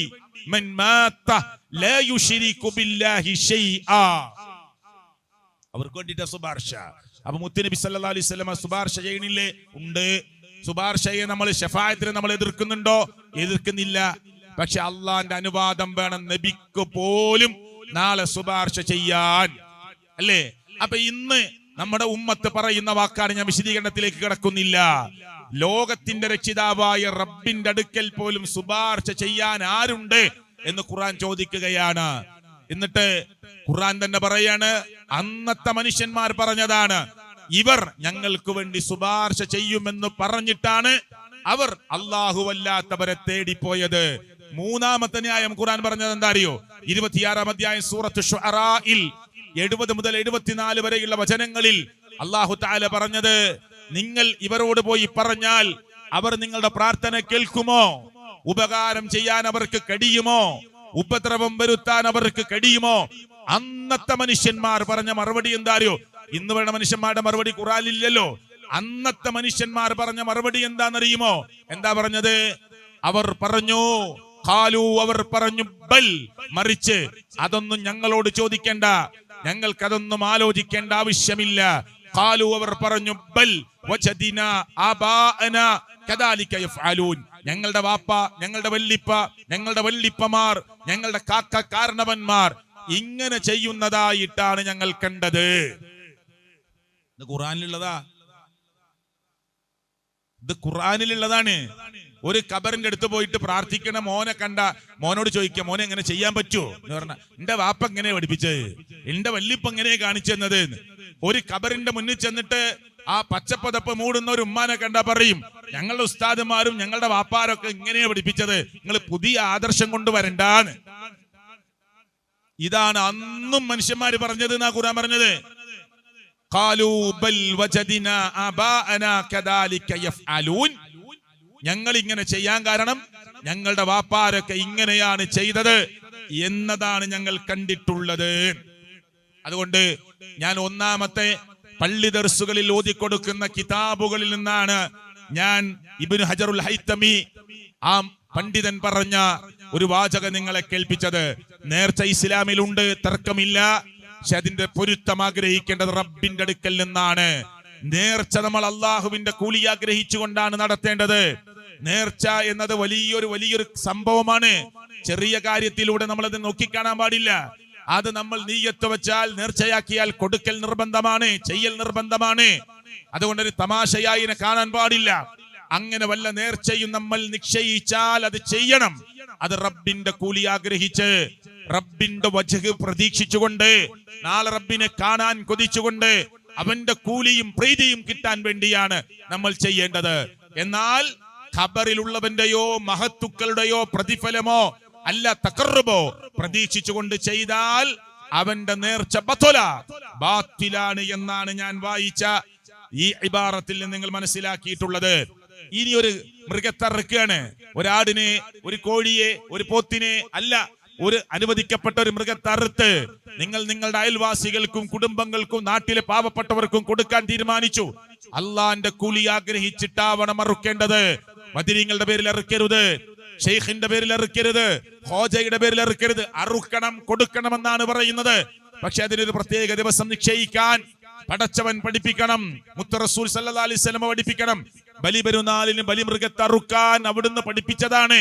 വേറൊരു ദിവസം നമ്മൾ തെരഞ്ഞെടുത്ത് പ്രത്യേക സമയമാണ്, പുണ്യമുണ്ട് എന്ന് പറഞ്ഞ് ചെയ്യണമെങ്കിൽ അതിന് അള്ളാഹുവിന്റെ പ്രവാചകൻ നമുക്ക് പഠിപ്പിച്ചു തരണം. എന്നാൽ ഇന്ന് നടക്കുന്നതോ മഹത്തുക്കളായ ആളുകളുടെ പേരിലാണ്. അതും ഞാൻ വായിച്ച് കേൾപ്പിക്കാം. ഷാഫി മദ്ഹബിൽ നിന്ന് എന്താണ് പറഞ്ഞിട്ടുള്ളത് ഞാൻ പറഞ്ഞു. ഇവിടെ പറയുന്നതിന് കൃത്യമായ പ്രമാണം വെച്ചുകൊണ്ടാണ് പറയുന്നത്.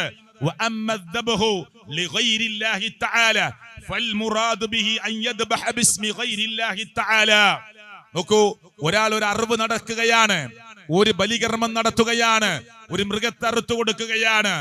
എന്തിന്റെ പേരിലാണ്?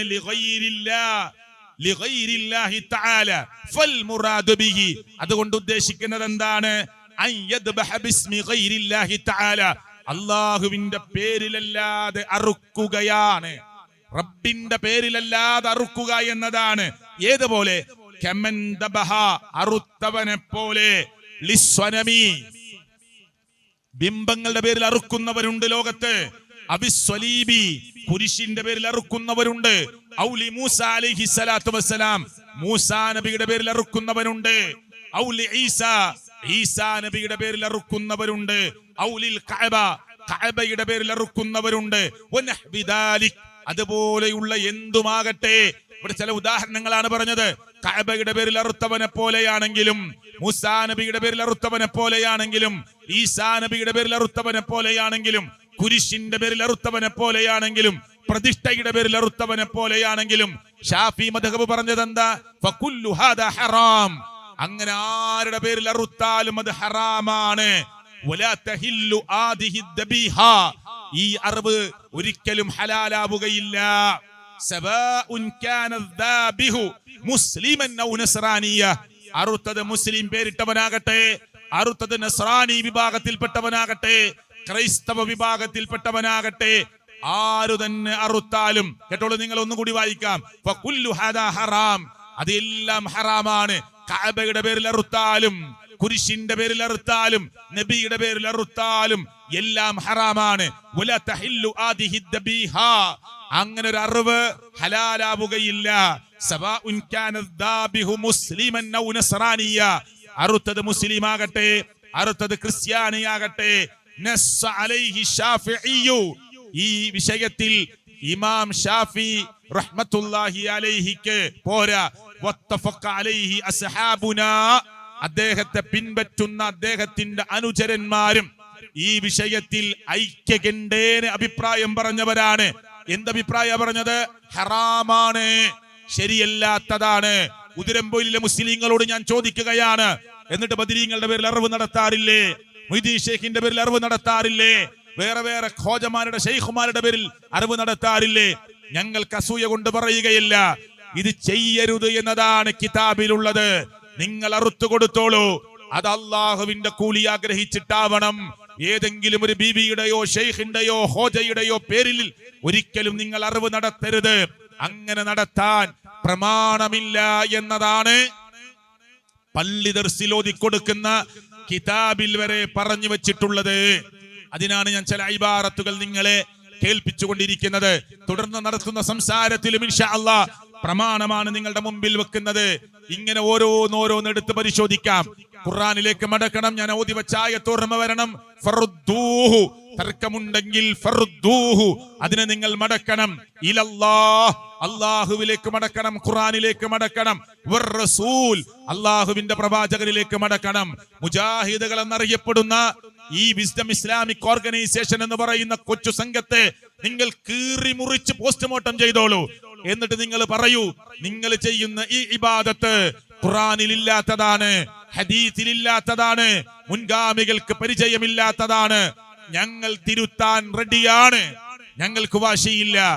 എവിടെയെങ്കിലും ഞങ്ങളുടെ ഭാഗത്ത് മിസ്റ്റേക്ക് ഉണ്ടെങ്കിൽ, വാക്കിൽ അബദ്ധമുണ്ടെങ്കിൽ, വാക്ക് പിഴച്ചു പോയിട്ടുണ്ടെങ്കിൽ ആര് സൂചിപ്പിച്ചാലും അഹങ്കാരമില്ല, ഞങ്ങൾ തിരുത്താൻ തയ്യാറാണ്. എന്നാൽ ഞാനിതാ ഈ പറയുന്ന ഓരോ കാര്യങ്ങൾ അത് പിഴച്ചു പറയുന്നതല്ല, കൃത്യതയോടുകൂടി ചോദിക്കുകയാണ്. എന്നിട്ട് എത്ര അറിവാണ് ഇങ്ങനെ നടന്നിട്ടുള്ളത്? എത്ര നേർച്ചയാണ് ഖബറാളികളുടെ പേരിൽ നടന്നുകൊണ്ടിരിക്കുന്നത്? എത്ര ഖബറിന്റെ അടുത്താണ്, ജാറത്തിന്റെ അടുത്താണ് പ്രിയപ്പെട്ടവരെ നേർച്ചയുടെ പേരും പറഞ്ഞ് പാവപ്പെട്ട മനുഷ്യരെ ആനക്ക് മതമിളകി ആന ചവിട്ടിക്കൊന്നിട്ടുള്ളത് 2025 ഉണ്ടായിട്ടില്ലേ? തിരൂരിലെ യാഹൂത്തങ്ങളുടെ നേർച്ചക്ക് പോയിട്ട് 2025 കഴിഞ്ഞ വർഷം ഇന്ന് 2026 പ്രവേശിച്ചിരിക്കുകയാണ്. ആനക്ക് മതമിളകി ഒരു മനുഷ്യനെടുത്ത് വലിച്ചെറിഞ്ഞ് കൊന്നുകളഞ്ഞില്ലേ? തൃശ്ശൂരിലെ ചേറ്റുവ നേർച്ചക്ക് മുസ്ലിങ്ങളുടെ നേർച്ചപ്പറമ്പിലാണ് ഒരു മനുഷ്യനെ ആന ചവിട്ടിക്കൊല്ലുന്നത് ഉണ്ടായിട്ടില്ലേ? എന്തിന്റെ പേരിലാണ്? ഇതൊക്കെ ഇസ്ലാമിന്റെ ആഘോഷമാണ് എന്ന നിലക്കാണ് പരിചയപ്പെടുത്തി കൊടുത്തുകൊണ്ടിരിക്കുന്നത്. അതുകൊണ്ടാ പറഞ്ഞത് ഇതിന് ഇസ്ലാമിൽ പ്രമാണമില്ല, ഇതിന് ഇസ്ലാമിൽ പ്രമാണമില്ല. ഹൈന്ദവർക്ക് ആഘോഷിക്കാം, അത് അവരുടെ വിശ്വാസമാണ്. ക്രൈസ്തവർക്ക് ആഘോഷിക്കാം, അത് അവരുടെ വിശ്വാസമാണ്. ഇതൊരു ജനാധിപത്യ രാജ്യമാണ്. ഇവിടെ കുരിശു നാട്ടാം, ഇവിടെ അമ്പലം ഉണ്ടാക്കാം, ഇവിടെ പള്ളി ഉണ്ടാക്കാം, ഇവിടെ പ്രതിഷ്ഠകൾ ആരാധിക്കാം, ഇവിടെ പൂവിനാരാധിക്കാം, തുളസിത്തറ ആരാധിക്കാം. അവരുടെ വിശ്വാസമാണ്. ശരിയല്ലെങ്കിൽ നമുക്ക് ശരിയല്ലെന്ന് പറയാം. അതിന് രാജ്യത്തിന്റെ ഭരണഘടന അനുവാദം തരുന്നുണ്ട്. അതുകൊണ്ടാണ് നമ്മൾ എണീറ്റെന്ന് പറയുന്നത്. തെറ്റാന്ന് പറയാം, പക്ഷെ അവർക്ക് ഇഷ്ടപ്പെട്ടത് ആചരിക്കാം. പക്ഷെ മുസ്ലിങ്ങളെ, നമുക്കിത് ഇസ്ലാമിൻ്റെതാണെന്ന് പറഞ്ഞ് നടത്താൻ പരിശുദ്ധ ഖുർആൻ കൊണ്ടോ തിരുസുന്നത്ത് കൊണ്ടോ പ്രമാണത്തിൽ എവിടെയും തെളിവില്ല എന്നതാണ് ഞാൻ ഈ പറയുന്നതിന്റെ അർത്ഥം. ഒരു സത്യം ചെയ്യുന്ന വിഷയമാണെങ്കിൽ പോലും, ഒരു സത്യം ചെയ്യുന്ന വിഷയം വിചാരിച്ചോളൂ, ഉമ്മയാണ് സത്യമെന്നല്ല മുസ്ലിം പറയേണ്ടത്, വാപ്പയാണ് സത്യമെന്നല്ല പറയേണ്ടത്, പള്ളിയാണ് സത്യമെന്നല്ല പറയേണ്ടത്, കഅബയാണ് സത്യമെന്നല്ല പറയേണ്ടത്, പിന്നെ അള്ളാഹുവിന്റെ പേരിലാണ് സത്യം ചെയ്യേണ്ടത്. അത് ഗൗരവമുള്ള കാര്യത്തിനെ സത്യം ചെയ്യാൻ പാടുള്ളൂ. ചെറിയ ചെറിയ കാര്യങ്ങൾക്ക് ഇങ്ങനെ വല്ലാഹി വല്ലാഹി എന്ന് പറയാൻ പാടില്ല. ഗൗരവമുള്ള കാര്യത്തിനാണ് സത്യം ചെയ്യേണ്ടത്. പക്ഷെ ആ സത്യം ചെയ്യുന്നത് ആരുടെ പേരിലായിരിക്കണം? അള്ളാഹുവിന്റെ പേരിലായിരിക്കണം. ഇതൊന്നും സലഫികൾ വെറുതെ പറയല്ല, വിസ്ഡം ഇസ്ലാമിക് ഓർഗനൈസേഷൻ വെറുതെ പറയല്ല, പ്രമാണത്തിൽ നിന്നുകൊണ്ടാണ് പറയുന്നത്. അള്ളാഹുവിന്റെ പ്രവാചകൻ പറഞ്ഞു, മൻ ഹലഫ ബിഗൈരില്ലാ ഫഖദ് അശ്റക്. ആരെങ്കിലും അള്ളാഹുവിന്റെ പേരിലല്ലാതെ സത്യം ചെയ്താൽ അവൻ ശിർക്ക് വെച്ചവനാണ്. കാരണം സത്യം ചെയ്യേണ്ട അള്ളാഹിന്റെ പേരില്ല. അതുകൊണ്ട് സത്യം ചെയ്യുമ്പോ ചില ആളുകൾ പള്ളിയുടെ പേരില്, ഉമ്മാന്റെ പേരില്, വല്ലിപ്പാന്റെ പേരില്, മരിച്ചുപോയ വാപ്പാന്റെ പേരില്, ചില ആളുകൾ ഖുർആന്റെ നടുക്കത്തെ പേജാണ്, സൈഡത്തെ പേജായാലും എന്താ കുഴപ്പം? അപ്പൊ നമ്മളിങ്ങനെ ഓരോന്ന് ഉണ്ടാക്കിയാണ്, നമ്മളിങ്ങനെ ഓരോന്ന് ചെയ്യാണ്. അങ്ങനെ ഒരു സത്യം ചെയ്യുന്ന രീതിയല്ല ഇസ്ലാം പഠിപ്പിച്ചിട്ടുള്ളത്. മറിച്ച് അള്ളാഹുവിന്റെ പേരിലാണ് സത്യം ചെയ്യേണ്ടത്, ബാക്കി നമ്മൾ ഒഴിവാക്കേണ്ടതാണ്. ഈ വ്യത്യാസങ്ങളൊക്കെ ഞാൻ പറയുമ്പോ നിങ്ങളുടെ മനസ്സിൽ സ്വാഭാവികമായി ചോദ്യമുണ്ടാവും. അപ്പൊ നിങ്ങൾ ചെയ്യുന്നതോ? ആ ഉണ്ടെങ്കിൽ പറഞ്ഞോളൂ. ഞങ്ങൾ സലഫി പ്രസ്ഥാനം എന്ന് പറയുന്ന വിസ്ഡം ഇസ്ലാമിക് ഓർഗനൈസേഷൻ ഇതാ ഒരു ഇസ്ലാമിന്റെ ആചാരമായി ഒന്ന് പഠിപ്പിക്കുമ്പോ അത് ഖുർആനിലോ ഹദീസിലോ മുൻഗാമികളായ സലഫു സ്വാലിഹുകളോ ചെയ്യാത്തതാണെങ്കിൽ, ഞാൻ പറഞ്ഞല്ലോ, ഒരു കുട്ടി ഉപദേശിച്ചാലും ഞങ്ങളത് തിരുത്താൻ തയ്യാറാണ്. നമുക്ക് വാശിയില്ല. വരാനിരിക്കുന്ന പരലോകം എന്ന് പറയുന്ന റബ്ബിന്റെ നീതിപൂർവമായ കോടതി, കാരക്കുരുവിന്റെ മുകളിൽ കാണുന്ന പാടയുടെ അളവ് പോലും അനീതി ഉണ്ടാവുകയില്ല എന്ന് റബ്ബ് പ്രഖ്യാപിച്ച റബ്ബിന്റെ നീതിപൂർവമായ കോടതി, ആ കോടതിയിൽ കൈകെട്ടി നിന്ന് ഉത്തരം പറയേണ്ടി വരുമെന്ന് മുസ്ലിം ഉമ്മത്തിനോട് അള്ളാഹുവിന്റെ പ്രവാചകൻ പഠിപ്പിച്ച കോടതി, ആദം അലൈഹിസ്സലാത്തു വസ്സലാം മുതൽ ലോകം അവസാനിക്കുന്ന അന്ന് ജനിച്ചു വീണ കുഞ്ഞുവരെ ഒരു ഉടുതുണി പോലും ഇല്ലാതെ, ഒരു നൂല് പോലും ശരീരത്തിൽ അണിയാതെ, പാദരക്ഷകൾ അണിയാതെ, ചെരുപ്പണിയാതെ പൂർണ്ണനഗ്നരായി റബ്ബിന്റെ കോടതിയിൽ വന്നു നിൽക്കുമെന്ന് നാം വിശ്വസിക്കുന്ന കോടതി. അവിടെ ഓരോ മനുഷ്യനും ചെയ്തു വെച്ച രേഖകൾ അവന്റെ കൈകളിലേക്ക് കൊടുക്കുമ്പോ ആ രേഖകൾ തുറന്നിട്ട് ആശ്ചര്യഭരിതരായി അത്ഭുതപ്പെട്ട്, മാലി ഹാദൽ കിതാബ്, ഇതെന്തൊരു ഗ്രന്ഥമാണ്, ലാ യുഗാദിറു സഗീറത്തൻ വലാ കബീറത്തൻ ഇല്ലാ ഹിസാഹാ, ഒന്നും വിട്ടുപോയിട്ടില്ലല്ലോ എന്ന് പറഞ്ഞ്, ചെറുതും വിട്ടുപോയിട്ടില്ല, വലുതും വിട്ടുപോയിട്ടില്ല, ആശ്ചര്യഭരിതരമായ ഒരു ഗ്രന്ഥമാണ് ഇത് എന്ന് പറഞ്ഞ് മനുഷ്യൻ അന്താളിച്ചു നിൽക്കുന്ന റബ്ബിന്റെ കോടതി, ആ കോടതിയിൽ നമ്മുടെ എല്ലാ സംഘങ്ങളിലും സംഘടനകളിലും പെട്ടവർ വന്നു നിൽക്കേണ്ടി വരുമെന്ന ബോധമുള്ളത് കൊണ്ടാണ് ഞങ്ങൾ എന്തെങ്കിലും മിസ്റ്റേക്ക് ഉണ്ടെങ്കിൽ തിരുത്താൻ തയ്യാറാണ് എന്ന് പറയുന്നത്. ആരോടും ഏതെങ്കിലും അർത്ഥത്തിലുള്ള പേടി കൊണ്ടോ ഭയപ്പാട് കൊണ്ടോ അല്ല, വരാനിരിക്കുന്ന റബ്ബിന്റെ കോടതിയെ ഓർത്തുകൊണ്ടാണ്. ഒരു സംശയവും വേണ്ട. എന്നാൽ ഞാൻ ഈ പറയുന്ന കാര്യങ്ങളൊക്കെ നിങ്ങളൊന്ന് ചിന്തിച്ചോക്ക്, ഇതൊക്കെ പ്രമാണത്തിന് എതിരാണ്. ഇപ്പൊ നമ്മൾ ഇശാ നമസ്കരിച്ചില്ലേ? ഞാൻ യാത്രയിൽ മഗ്രിബ് ഇശാവ് നമസ്കരിച്ച ഒരാളാണ്. ആ പള്ളിയിൽ ജമാഅത്ത് കഴിഞ്ഞു. ഇവിടെ പ്രോഗ്രാം എന്ന നിലക്ക് ഇവിടെ സംഘാടകർ പറഞ്ഞു ജമാഅത്ത് പ്രോഗ്രാം കഴിഞ്ഞിട്ടാണ് എന്ന്. നിൽക്കട്ടെ, നിസ്കാരം കഴിഞ്ഞു. നമ്മള് ഈ അടുത്തുള്ള പള്ളിയിൽ നിസ്കാരം കഴിഞ്ഞു, ഇമാമ് തിരിഞ്ഞിരുന്നു. എന്നിട്ട് ആ ഇമാമ് പ്രാർത്ഥിച്ചു, മഅ്മൂമുകൾ ആമീൻ പറഞ്ഞു അല്ലേ? എന്നാൽ പ്രിയപ്പെട്ടവരെ, അത് ചെയ്യാൻ നിങ്ങൾക്ക് സ്വാതന്ത്ര്യമുണ്ട്. പക്ഷെ ഞാൻ ചോദിക്കുക, അള്ളാഹുവിന്റെ പ്രവാചകൻ ചെറിയ കാര്യം വലിയ സംഭവമാക്കി പറയാനൊന്നുമില്ല, ചെറിയ കാര്യം ചിന്തിക്കാൻ വേണ്ടി ചോദിക്കുകയാണ്. അതുപോലും ഒരു മുജാഹിദ് വിഭാഗം നിസ്കാരം കഴിഞ്ഞിട്ട് ഇമാമ് തിരിഞ്ഞിരുന്ന് ഇമാമ് ഇങ്ങനെ പ്രാർത്ഥിക്കുന്നു, മഅ്മൂമുകൾ ആമീൻ പറയുന്നു എന്നൊരു സംവിധാനം ഒരു 2 മിനിറ്റ് 3 മിനിറ്റ് നിർവഹിക്കാൻ കഴിയാത്തത് കൊണ്ടല്ല. പിന്നെന്താ ചെയ്യാത്തത്? അള്ളാന്റെ പ്രവാചകൻ അങ്ങനെ ഒരു സമ്പ്രദായം, അങ്ങനെ ഒരു സംവിധാനം, അങ്ങനെ ഒരു ആചാരം പഠിപ്പിച്ചിട്ടില്ല. അതുകൊണ്ടാണ് ഇല്ല നിങ്ങൾ എങ്ങനെ പറയും? അതിനാ പ്രമാണം പറയുന്നത്. ഇസ്ലാമിൽ ഒരു ആചാരം ഉള്ളതിനാണ് രേഖ വേണ്ടത്. ഇസ്ലാമിലെ സുന്നത്ത് നിസ്കാരമുണ്ട്, ളുഹറിന് മുമ്പ് അതിന് ഹദീസ് വേണം, ശേഷമുണ്ട് ഹദീസ് വേണം, മഗ്രിബിന് ശേഷം സുന്നത്ത് നിസ്കാരമുണ്ട്, ഹദീസ് വേണം. എന്താണോ നമുക്ക് ചെയ്യാൻ ദീനീപരമായി ചെയ്യാൻ പറഞ്ഞത് അതിലൊക്കെ രേഖ വേണം. അള്ളാഹുവിന്റെ പ്രവാചകൻ ചെയ്തു കാണിച്ചു തരണം.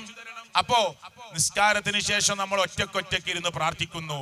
സലാം വിട്ടിയ ഉടനെ അസ്തഗ്ഫിറുല്ലാഹ് 3 വട്ടം, അല്ലാഹുമ്മ അൻതസ്സലാം വമിൻകസ്സലാം തബാറക്ത യാ ദൽ ജലാലി വൽ ഇക്റാം തബാറക്ത ദൽ ജലാലി വൽ ഇക്റാം اللهم لا مانع لما أعطيت ولا معطي لما منعت ولا ينفع ذا الجد منك الجد لا إله إلا الله وحده لا شريك له له الملك وله الحمد وهو على كل شيء قدير سبحان الله الحمد لله الله أكبر 33 തവണകൾ ലാ ഇലാഹ ഇല്ലല്ലാഹ് വഹ്ദ എന്ന് തുടങ്ങുന്ന ദിക്ർ ചൊല്ലി 100 ഹദീസിൽ വന്നതാണ്. അത് കഴിഞ്ഞിട്ട് നമുക്ക് പറയാനുള്ളത് മുഴുവനും എന്റെ ഉമ്മാന്റെ പ്രശ്നം, എന്റെ ഉമ്മ ജീവിച്ചിരിക്കുന്നുണ്ട്, രോഗിയാണ്, പടച്ചവനെ എന്റെ ഉമ്മാക്ക് ശിഫ നൽകണേ അല്ലാ. എന്റെ പ്രിയങ്കരനായ പിതാവ് 2002 മരിച്ചു പോയിട്ടുണ്ട്. ഓരോ വക്ത് കഴിഞ്ഞ് ഞാൻ എന്റെ വാപ്പാക്ക് വേണ്ടി ദുആ ചെയ്യുന്നു, പടച്ചവനെ എന്റെ ഉപ്പാക്ക് പുറത്തു കൊടുക്കണേ അല്ലാ.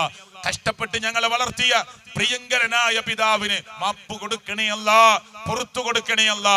അമ്പിയാക്കന്മാർ, ഔലിയാക്കന്മാർ, സിദ്ദീഖുകൾ, ശുഹദാക്കൾ പോകുന്ന സ്വർഗത്തിൽ ഞങ്ങളുടെ വാപ്പയെയും ഞങ്ങളെയും ഒക്കെ നാളെയുടെ ലോകത്ത് നീ പ്രവേശിപ്പിക്കണേ അല്ലാ.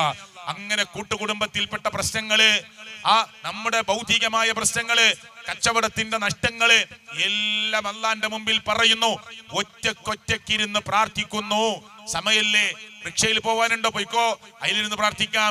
ട്രെയിനിൽ പോവാനുണ്ടോ, ഫ്ലൈറ്റിൽ പോവാനുണ്ടോ, ബസ് വരാനായിട്ടുണ്ടോ, ഒറ്റക്കൊറ്റക്കിരുന്ന് പ്രാർത്ഥിക്കാം. പക്ഷേ എന്നും ഇങ്ങനെ തിരിഞ്ഞിരുന്ന് ഒരു കൂട്ടുപ്രാർത്ഥന നടത്താൻ പ്രമാണം, ഇതൊരു ചെറിയ കാര്യ, പ്രമാണമില്ല എന്നതുകൊണ്ടാണ് നമ്മൾ ചെയ്യാത്തത്. അതുപോലെ ഒരു ചെറിയ കാര്യമെങ്കിലും നിങ്ങൾ തിരിച്ച്, ഇവിടെ പണ്ഡിതന്മാരുണ്ടല്ലോ, ഇനി വരുന്ന ദിവസങ്ങളിൽ എപ്പോഴെങ്കിലും ഇവിടെ ഒരു സ്റ്റേജ് കെട്ടി പറഞ്ഞു കൊടുക്കി, ഇതാ ഞങ്ങൾ ഈ ചെയ്യുന്നതിന്റെ തെളിവ് ഇന്നതാണ്. എന്നാൽ അങ്ങനെ നിസ്കാരം കഴിഞ്ഞിട്ട് ഇല്ല എന്നുള്ളതിന് തെളിവോ ഞാൻ പറയാൻ കേട്ടോളൂ. ആയിഷ ബീബി റളിയല്ലാഹു അൻഹ പറയാ, ഇദാ സല്ലമ, അല്ലാഹുവിന്റെ പ്രവാചകൻ സലാം വീട്ടിയാൽ ലം യഖഉദ് ഇല്ലാ മിഖ്ദാറ മാ യഖൂൽ, ഇത് പറയുന്നത് വരെയല്ലാതെ അവിടെ ഇരിക്കാറുണ്ടായിരുന്നില്ല. എന്താ പറഞ്ഞത്? ഇത് പറയുന്നത് വരെയല്ലാതെ അള്ളാഹുവിന്റെ പ്രവാചകൻ സലാം വീട്ടിയാൽ അവിടെ ഇരിക്കാറില്ല. ഏത് പറയുന്നത് വരെ? അല്ലാഹുമ്മ അൻതസ്സലാം വമിൻകസ്സലാം തബാറക്ത യാ ദൽ ജലാലി വൽ ഇക്റാം തബാറക്ത ദൽ ജലാലി വൽ ഇക്റാം. 2 റിപ്പോർട്ടുകൾ കാണാം, യാ ഉള്ളതും ഇല്ലാത്തതൊക്കെ പ്രശ്നമില്ല, നിൽക്കട്ടെ. ഇത് പറയുന്നത് വരെയല്ലാതെ അള്ളാഹുവിന്റെ പ്രവാചകൻ സല്ലല്ലാഹു അലൈഹി വസല്ലമ നിസ്കാരം കഴിഞ്ഞാൽ അവിടെ ഇരിക്കാറില്ല. ആരാ പറയുന്നത്? ആയിഷ ബീബി റളിയല്ലാഹു അൻഹ. അപ്പൊ ആയിഷ ബീബി റളിയല്ലാഹു അൻഹ ഇത് കാണണ്ടേ? അപ്പൊ ആയിഷ ബീബി റളിയല്ലാഹു അൻഹ പള്ളിയിൽ പോണ്ടേ? ഞാൻ അങ്ങോട്ട് വരുന്നുണ്ട് ഇൻഷാ അല്ലാഹ്. ആയിഷ ബീബി റളിയല്ലാഹു അൻഹ ഇത് പറയണമെങ്കിൽ ഒന്നില്ലെങ്കിൽ മുത്തുനബി പറഞ്ഞു കൊടുക്കണം, അല്ലെങ്കിൽ ആയിഷ ബീബി കാണണം, വേണ്ടേ? അപ്പൊ ആയിഷ ബീബി റളിയല്ലാഹു അൻഹയിൽ നിന്ന് ഉദ്ധരിക്കുകയാണ്, അള്ളാഹുവിന്റെ പ്രവാചകൻ സലാം വീട്ടി കഴിഞ്ഞാൽ ആ നിസ്കരിച്ച സ്ഥലത്ത് അല്ലാഹുമ്മ അൻതസ്സലാം വമിൻകസ്സലാം തബാറക്ത യാ ദൽ ജലാലി വൽ ഇക്റാം എന്ന് പറയുന്നത് വരെയല്ലാതെ ഇരിക്കാറുണ്ടായിരുന്നില്ല. അപ്പൊ എന്ത് മനസ്സിലായി? ഇത് കഴിഞ്ഞാൽ അള്ളാന്റെ പ്രവാചകൻ സല്ലല്ലാഹു അലൈഹി വസല്ലം അവിടുന്ന് മാറിയിരിക്കും, അല്ലെങ്കിൽ എണീറ്റ് പോകും. ഇനി ശാഫി മദ്ഹബിലെ ഗ്രന്ഥത്തിൽ തന്നെ പറയുന്ന എന്താണെന്നറിയോ? ചില സമയങ്ങളിൽ അള്ളാഹുവിന്റെ പ്രവാചകൻ സല്ലല്ലാഹു അലൈഹി വസല്ലമ അല്പസമയം കൂടി അവിടെ ഇരിക്കാറുണ്ട്. അപ്പൊ നേരത്തെ പറഞ്ഞു ഇരിക്കാറില്ല. എന്നാൽ ചില സമയങ്ങളിൽ അള്ളാഹുവിന്റെ പ്രവാചകൻ സല്ലല്ലാഹു അലൈഹി വസല്ലമ അവിടെ ചില അല്പസമയം കൂടി ഇരിക്കാറുണ്ട്. എന്നിട്ട് ഷാഫി മദ്ഹബിലെ ഗ്രന്ഥം പറഞ്ഞ എന്താണെന്നറിയോ? സ്ത്രീകൾ അങ്ങ് പിരിഞ്ഞു പോയി കൊള്ളട്ടെ എന്ന് വിചാരിച്ചിട്ടാണ്. അപ്പൊ കുറച്ചേരം കൂടി അവിടെ ഇരുന്ന എന്തിനാണ്? സ്ത്രീകൾ അങ്ങ് പോയിക്കോട്ടെ എന്ന് വിചാരിച്ചിട്ടാണ്. അപ്പൊ എന്ത് മനസ്സിലായി? സ്ത്രീകൾ അള്ളാഹുവിന്റെ പ്രവാചകന്റെ കൂടെ ജമാഅത്തിൽ പങ്കെടുക്കാൻ അള്ളാഹുവിന്റെ പ്രവാചകന്റെ പള്ളിയിൽ വരാറുണ്ട്. ഇൻഷാ അല്ലാഹ് ഞാൻ അവിടേക്ക് വരും. അപ്പൊ നിങ്ങൾക്ക് ആ കാര്യം ഒന്നുകൂടി ബോധ്യമാകും. അപ്പൊ ഇവിടെ പറഞ്ഞെന്താ? നിസ്കാരം കഴിഞ്ഞിട്ട് ആ ഒരു തിരിഞ്ഞിരുന്ന ഒരു കൂട്ടമായ ഇമാം ചൊല്ലിക്കൊടുക്കുന്നു. ആ അർത്ഥം അറിഞ്ഞാലും അറിഞ്ഞില്ലെങ്കിലും ആളുകൾ ഇങ്ങനെ അമീൻ പറയുന്നു. എന്നും ഏകദേശം ഒരേ പ്രാർത്ഥനയാണ്. പ്രിയപ്പെട്ടവരെ, നിസ്കാരം കഴിഞ്ഞാൽ പ്രാർത്ഥനയ്ക്ക് ഉത്തരം കിട്ടുന്ന സമയമാണ്. അവിടെ ഒറ്റയ്ക്ക് ഇരുന്ന് ഉപ്പാന്റെ പ്രശ്നം, എന്റെ ഉമ്മാന്റെ പ്രശ്നമല്ല, ഇവിടെ ഇരിക്കുന്ന നജമുദ്ദീൻ സലഫിയുടെ ഉമ്മാന്റെ പ്രശ്നം അല്ല, നിങ്ങളുടെ ഈ കേൾക്കുന്ന നിങ്ങളുടെ ഉപ്പാന്റെ പ്രശ്നം, ഉമ്മാന്റെ പ്രശ്നം വേറെ വേറെയാണ്. അവിടെ ഇരുന്ന് നിങ്ങൾ ഒറ്റയ്ക്ക് ഇരുന്ന് സമയമുണ്ടെങ്കിൽ ദീർഘമായി അള്ളാഹുവിനോട് ദുആ ചെയ്യൂ. ദുആ ചെയ്യണമെന്നതാണ് സലഫികൾ പറയുന്നത്. ദുആ ചെയ്യണമെന്നാണ് പറയുന്നത്. സ്വലാത്ത് ചൊല്ലണമെന്നാണ് പറയുന്നത്. ഖുർആനിന്റെ കൽപ്പനയാണത്.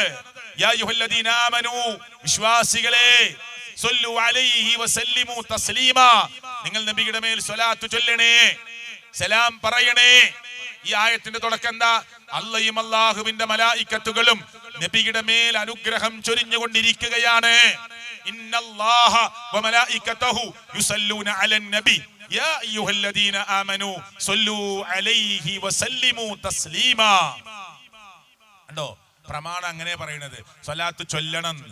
അപ്പോ ആരും കേൾക്കാനല്ല സ്വലാത്ത്, വേറെ വിഷയം അങ്ങോട്ട് വരാൻ ഇപ്പൊ സമയമില്ല. ആരും കേൾപ്പിക്കാനല്ല, ആരുടെ മുമ്പിൽ ഞങ്ങൾ സ്വലാത്തിന്റെ ആളാന്ന് കാണിക്കാനല്ല. പറ്റാവുന്ന സമയമൊക്കെ നമ്മുടെ നേതാവായ തങ്ങളായ റഹ്മത്തുൽ ലിൽ ആലമീനായ മുഹമ്മദ് മുസ്തഫ സല്ലല്ലാഹു അലൈഹി വസല്ലമയുടെ മേൽ ധാരാളമായി സ്വലാത്ത് ചൊല്ലണം. ഒരു സ്വലാത്ത് ചൊല്ലിയാൽ അതിന് വലിയ പ്രതിഫലമാണ്. 10 സ്വലാത്തിന്റെ പ്രതിഫലമാണ് അള്ളാഹു തരാൻ പോകുന്നത്. അതിൽ പിശുക്ക് കാണിക്കരുത്. നബിയുടെ പേര് കേട്ടിട്ട് സ്വലാത്ത് ചൊല്ലാത്തവൻ പിശുക്കനാണ്. പക്ഷേ സലഫികൾ ചൊല്ലുന്ന സ്വലാത്ത് ആരും കേൾക്കൂല. സ്വലാത്തിന്റെ ഒരു സമ്മേളനമോ സ്വലാത്തിന്റെ ഒരു വാർഷികമോ ഉദരംപോയിൽ അങ്ങാടിയിൽ ഇന്നൊരു പരിപാടിയുണ്ട്, സ്വലാത്തിനെ വിളിക്കൂല. അതെല്ലാരും ഒറ്റയ്ക്കിരുന്ന് ചൊല്ലിയാൽ മതി.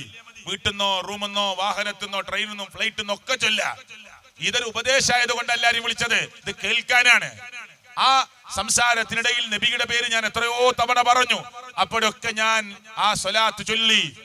അള്ളാഹുവിന്റെ പ്രവാചകൻ മുഹമ്മദ് റസൂൽ സല്ലല്ലാഹു അലൈഹി വസല്ലം. അപ്പോ ഈ പറഞ്ഞ ഹദീസിൽ നിന്ന് എന്ത് മനസ്സിലായി? അള്ളാഹുവിന്റെ പ്രവാചകൻ സല്ലല്ലാഹു അലൈഹി വസല്ലമ ഇപ്പൊ നമ്മൾ പറഞ്ഞതുപോലെ നിസ്കാരം കഴിഞ്ഞ് ളുഹ്ർ കഴിഞ്ഞ് അസർ കഴിഞ്ഞ് മഗ്രിബ് കഴിഞ്ഞ് ഇശാ കഴിഞ്ഞ് സുബഹ് കഴിഞ്ഞ് തിരിഞ്ഞിരുന്ന് ഇമാമ് ഒരു ഉറക്കെ പ്രാർത്ഥിക്കുന്നു, മഅ്മൂമുകൾ ആമീൻ പറയുന്നു എന്നൊരു സിസ്റ്റം മുത്തുനബി സല്ലല്ലാഹു അലൈഹി വസല്ലം പഠിപ്പിച്ചിട്ടില്ല, സ്വഹാബത്ത് ചെയ്തിട്ടില്ല. ചെയ്തിട്ടുണ്ടെങ്കിൽ പറഞ്ഞു കൊടുക്കണം, ചെയ്തിട്ടുണ്ടെങ്കിൽ പറഞ്ഞു കൊടുക്കാം, ഒരു പ്രശ്നമില്ല.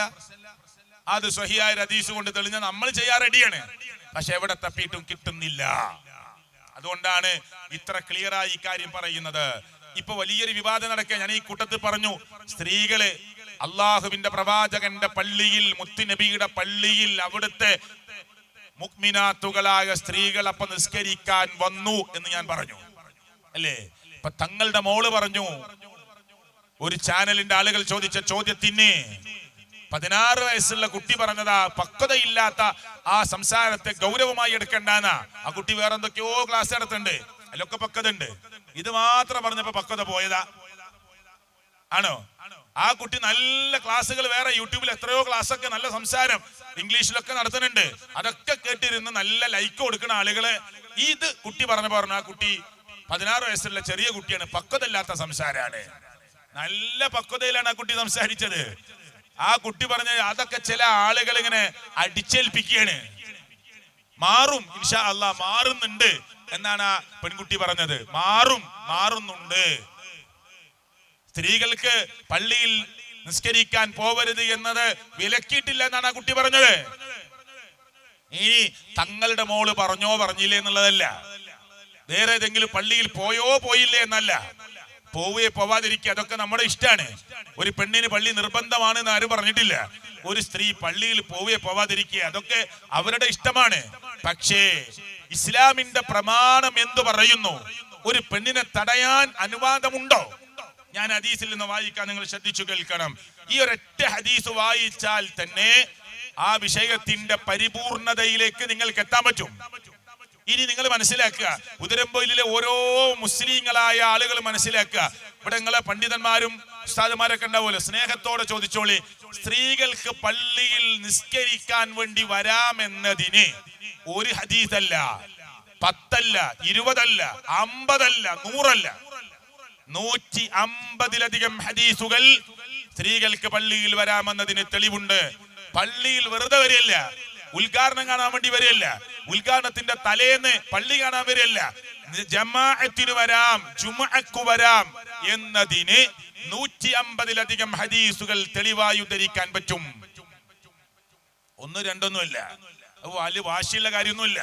മുജാഹിദുകള് നിർബന്ധമായി ഒരു പെണ്ണിനെ പള്ളിയിലേക്ക് വരണമെന്ന് പറഞ്ഞു വലിച്ചു കൊണ്ടുപോവാറില്ല. പക്ഷേ കേരളം ഒരുപാട് മാറി. മുമ്പ് യാത്രക്കാരായ ആളുകൾ പള്ളി കയറി നിസ്കരിക്കുമ്പോ സ്ത്രീകൾ പള്ളിയുടെ പരിസരത്ത് ഇങ്ങനെ നിൽക്കലാണ്. നിസ്കരിച്ചു വരുന്ന ആളുകൾ ചോദിക്കും എന്താ ഇവിടെ നിൽക്കണത്. അന്ന് ചില ഭർത്താവിന്റെ പേരെന്നെ പറയാൻ പേടിയാണ്, അതുകൊണ്ട് പറയും മൂപ്പർ അവിടെ ഉണ്ട്, അയാൾ അവിടെ ഉണ്ട് എന്നൊക്കെ പറയും. അങ്ങനെയായിരുന്നു. അപ്പൊ അതൊക്കെ മാറി. സമസ്തയിൽപ്പെട്ടവരാണെങ്കിലും അല്ലാത്തവരാണെങ്കിലും ഒക്കെ പള്ളിയുടെ പരിസരത്ത് തന്നെ ചെറിയ റൂം ഉണ്ടാവും. യാത്രക്കാരികളായ സ്ത്രീകൾക്ക് നിസ്കരിക്കാനുള്ള നിസ്കാര സ്ഥലം. സെലഫി പള്ളിയിൽ അങ്ങനെ നീണ്ട ഒരു എസ്സേ കണക്കുള്ള ഒരു ബോർഡൊന്നും ഉണ്ടാവില്ല. അവിടെ സെലഫി മസ്ജിദ് കണ്ടാണ് പെണ്ണുങ്ങൾക്കും സൗകര്യം ഉണ്ടാവും എന്ന് മനസ്സിലാവും. ഇത്രയേ ഉള്ളൂ വ്യത്യാസം, അല്ലെ? ചില പള്ളിയിൽ ചാരി റൂം ഉണ്ടാക്കും, ചില പള്ളിയിൽ 10 മീറ്റർ അപ്പുറം 20 മീറ്റർ അപ്പുറം ഉണ്ടാവും. അപ്പൊ രണ്ടും അങ്ങോട്ടും ഇങ്ങോട്ടും നോക്കാനും എങ്ങനെ അവിടുത്തെ വൃത്തിയാക്കുന്ന ആളുകൾക്കൊക്കെ കുറച്ച് ദൂരം നടക്കണം എന്നല്ലാതെ സ്ത്രീകൾക്ക് പ്രത്യേക ഒതുവെടുക്കാനുള്ള സൗകര്യം, അവർക്ക് പ്രത്യേക ഗേറ്റ്, അവർക്ക് പ്രത്യേകമായ റൂം. അങ്ങനെ തന്നെ സെലഫി പള്ളിയിലും, ഉദരമ്പോയിൽ സെലഫി പള്ളിയില്ലേ, അവർക്ക് പിറകിലൂടെ ചെന്നാൽ അവിടെ അവർക്ക് ഒതുവെടുക്കാനുള്ള സൗകര്യം, അവർക്ക് നിസ്കരിക്കാനുള്ള സൗകര്യം, പ്രത്യേക റൂമാണ്. എന്താ വ്യത്യാസം?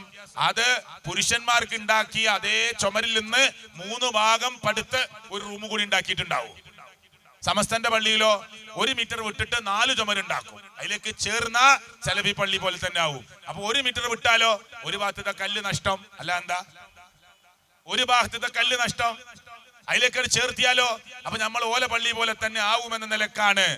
ഇനി ആയിക്കോട്ടെ, ഇതൊരു മാറ്റല്ലേ യാത്രക്കാരികളായ. ഇനി ഈ ഉദരംപൊയിലിലെ സമസ്തയിൽപ്പെട്ടവരും മുജാഹിദിൽപ്പെട്ടവരും ഒക്കെ ആ ഹജ്ജിന് പോകുമ്പോ, ഉംറക്ക് പോകുമ്പോ, അല്ലെങ്കിൽ മക്കത്ത് പോകുമ്പോ, മദീനത്ത് പോകുമ്പോ അവിടെ സ്ത്രീകൾ നിസ്കരിക്കണില്ലേ? ഉണ്ട്. അപ്പൊ എങ്ങനെ ശരിയാവുക? ബഹുമാന്യനായ പേരോട് അബ്ദുറഹ്മാൻ ഉസ്താദ് സഖാഫി, ഞാൻ അദ്ദേഹത്തെ ബഹുമാനത്തോടെ പറയുന്നു. കുറെ കാലം ദർസോതി പഠിച്ച് ആളുകൾക്ക് കിതാബ് പഠിപ്പിച്ചു കൊടുക്കുന്ന ഒരാളല്ലേ. അദ്ദേഹം പറഞ്ഞ എന്താ അറിയോ? ചില ആളുകൾ ചോദിക്കാറുണ്ട്, മക്കത്ത്, ഇപ്പൊ ഞാൻ ചോദിച്ച പോലെ മക്കത്ത് സ്ത്രീകൾ വരുന്നില്ലേ? വരുന്നുണ്ട്. അവിടെ 4 അല്ല, 40 അല്ല, 400 അല്ല, 4000 അല്ല, 40,000 അല്ല, ധാരാളം സ്ത്രീകൾ വരുന്നുണ്ട്. ആരാ പറഞ്ഞത്? പേരോട് അബ്ദുറഹ്മാൻ സഖാഫി ഉസ്താദ് പറയാ, അവിടെ 400ഉം 4000ഉം 40,000 അല്ല, ഇഷ്ടം പോലെ പെണ്ണുങ്ങൾ വരും. പക്ഷെ വന്നത് എന്തിനാ? പേരോട് ഉസ്താദ് പറയാ, വന്നത് ഇവിടെ ക്ലിപ്പിട്ട സംസാരമൊന്നുമല്ല, ഞാൻ അദ്ദേഹം പറഞ്ഞ ആശയം പറയാണ്. വന്നത് അവരാരും നിസ്കരിക്കാൻ വേണ്ടി വന്നതല്ല. പിന്നെ അവർ വന്നത് തവാഫിന് വേണ്ടി വന്നതാണ്. തവാഫ് ഇങ്ങനെ നടന്നുകൊണ്ടിരിക്കുമ്പോ ബാങ്ക് കൊടുത്തു. അവിടെ തവാഫ് നിർത്താറില്ല. അവിടെ തവാഫ് അങ്ങനെ നടക്കും, ബാങ്ക് അങ്ങനെ കൊടുക്കും. എന്നിട്ട് ബാങ്ക് കൊടുത്ത് കുറച്ച് സമയം കഴിഞ്ഞ് ഇഖാമത്ത് കൊടുക്കുമ്പോ എല്ലാവരും തവാഫ് നിർത്തി. അപ്പൊ സ്ത്രീകളോട് പറഞ്ഞു, സ്ത്രീകളെ നിങ്ങൾ പിറകിലേക്ക് മാറൂ, ബാക്കിലേക്ക് മാറൂ. അങ്ങനെ സ്ത്രീകളൊക്കെ ബാക്കിലേക്ക് മാറി. പേരോട് ഉസ്താദ് പറഞ്ഞു കൊടുക്കുകയാണ്. അപ്പൊ നിസ്കാരം തുടങ്ങിയപ്പോ ബാക്കിലേക്ക് മാറിയ സ്ത്രീകളുണ്ടല്ലോ, അവർ ഈ നിസ്കാരത്തിൽ അങ്ങോട്ട് കൂടി. തവാഫിന് വേണ്ടി വന്ന പെണ്ണുങ്ങളെ അവരോട് പറഞ്ഞു ബാക്കിലേക്ക് മാറൂ, നിസ്കരിക്കാൻ സമയമായി. ഇതില്ലാന്ന് ആരെങ്കിലും പറയുകയാണെങ്കിൽ സംഘാടകരെ ബന്ധപ്പെട്ട അങ്ങക്ക് ആ വീഡിയോ കാണാൻ പറ്റും, യൂട്യൂബിൽ നടിച്ചു നോക്കി അങ്ങക്ക് കിട്ടും. അപ്പൊ പേരോട് ഉസ്താദ്, ബഹുമാന്യനായ പേരോട് ഉസ്താദ് പറയാണ്, സ്ത്രീകളോട് ബാക്കിലേക്ക് മാറി നിൽക്കാൻ പറഞ്ഞു. അവര് നിസ്കാരം തുടങ്ങിയപ്പോ അവരും നിസ്കരിച്ചു.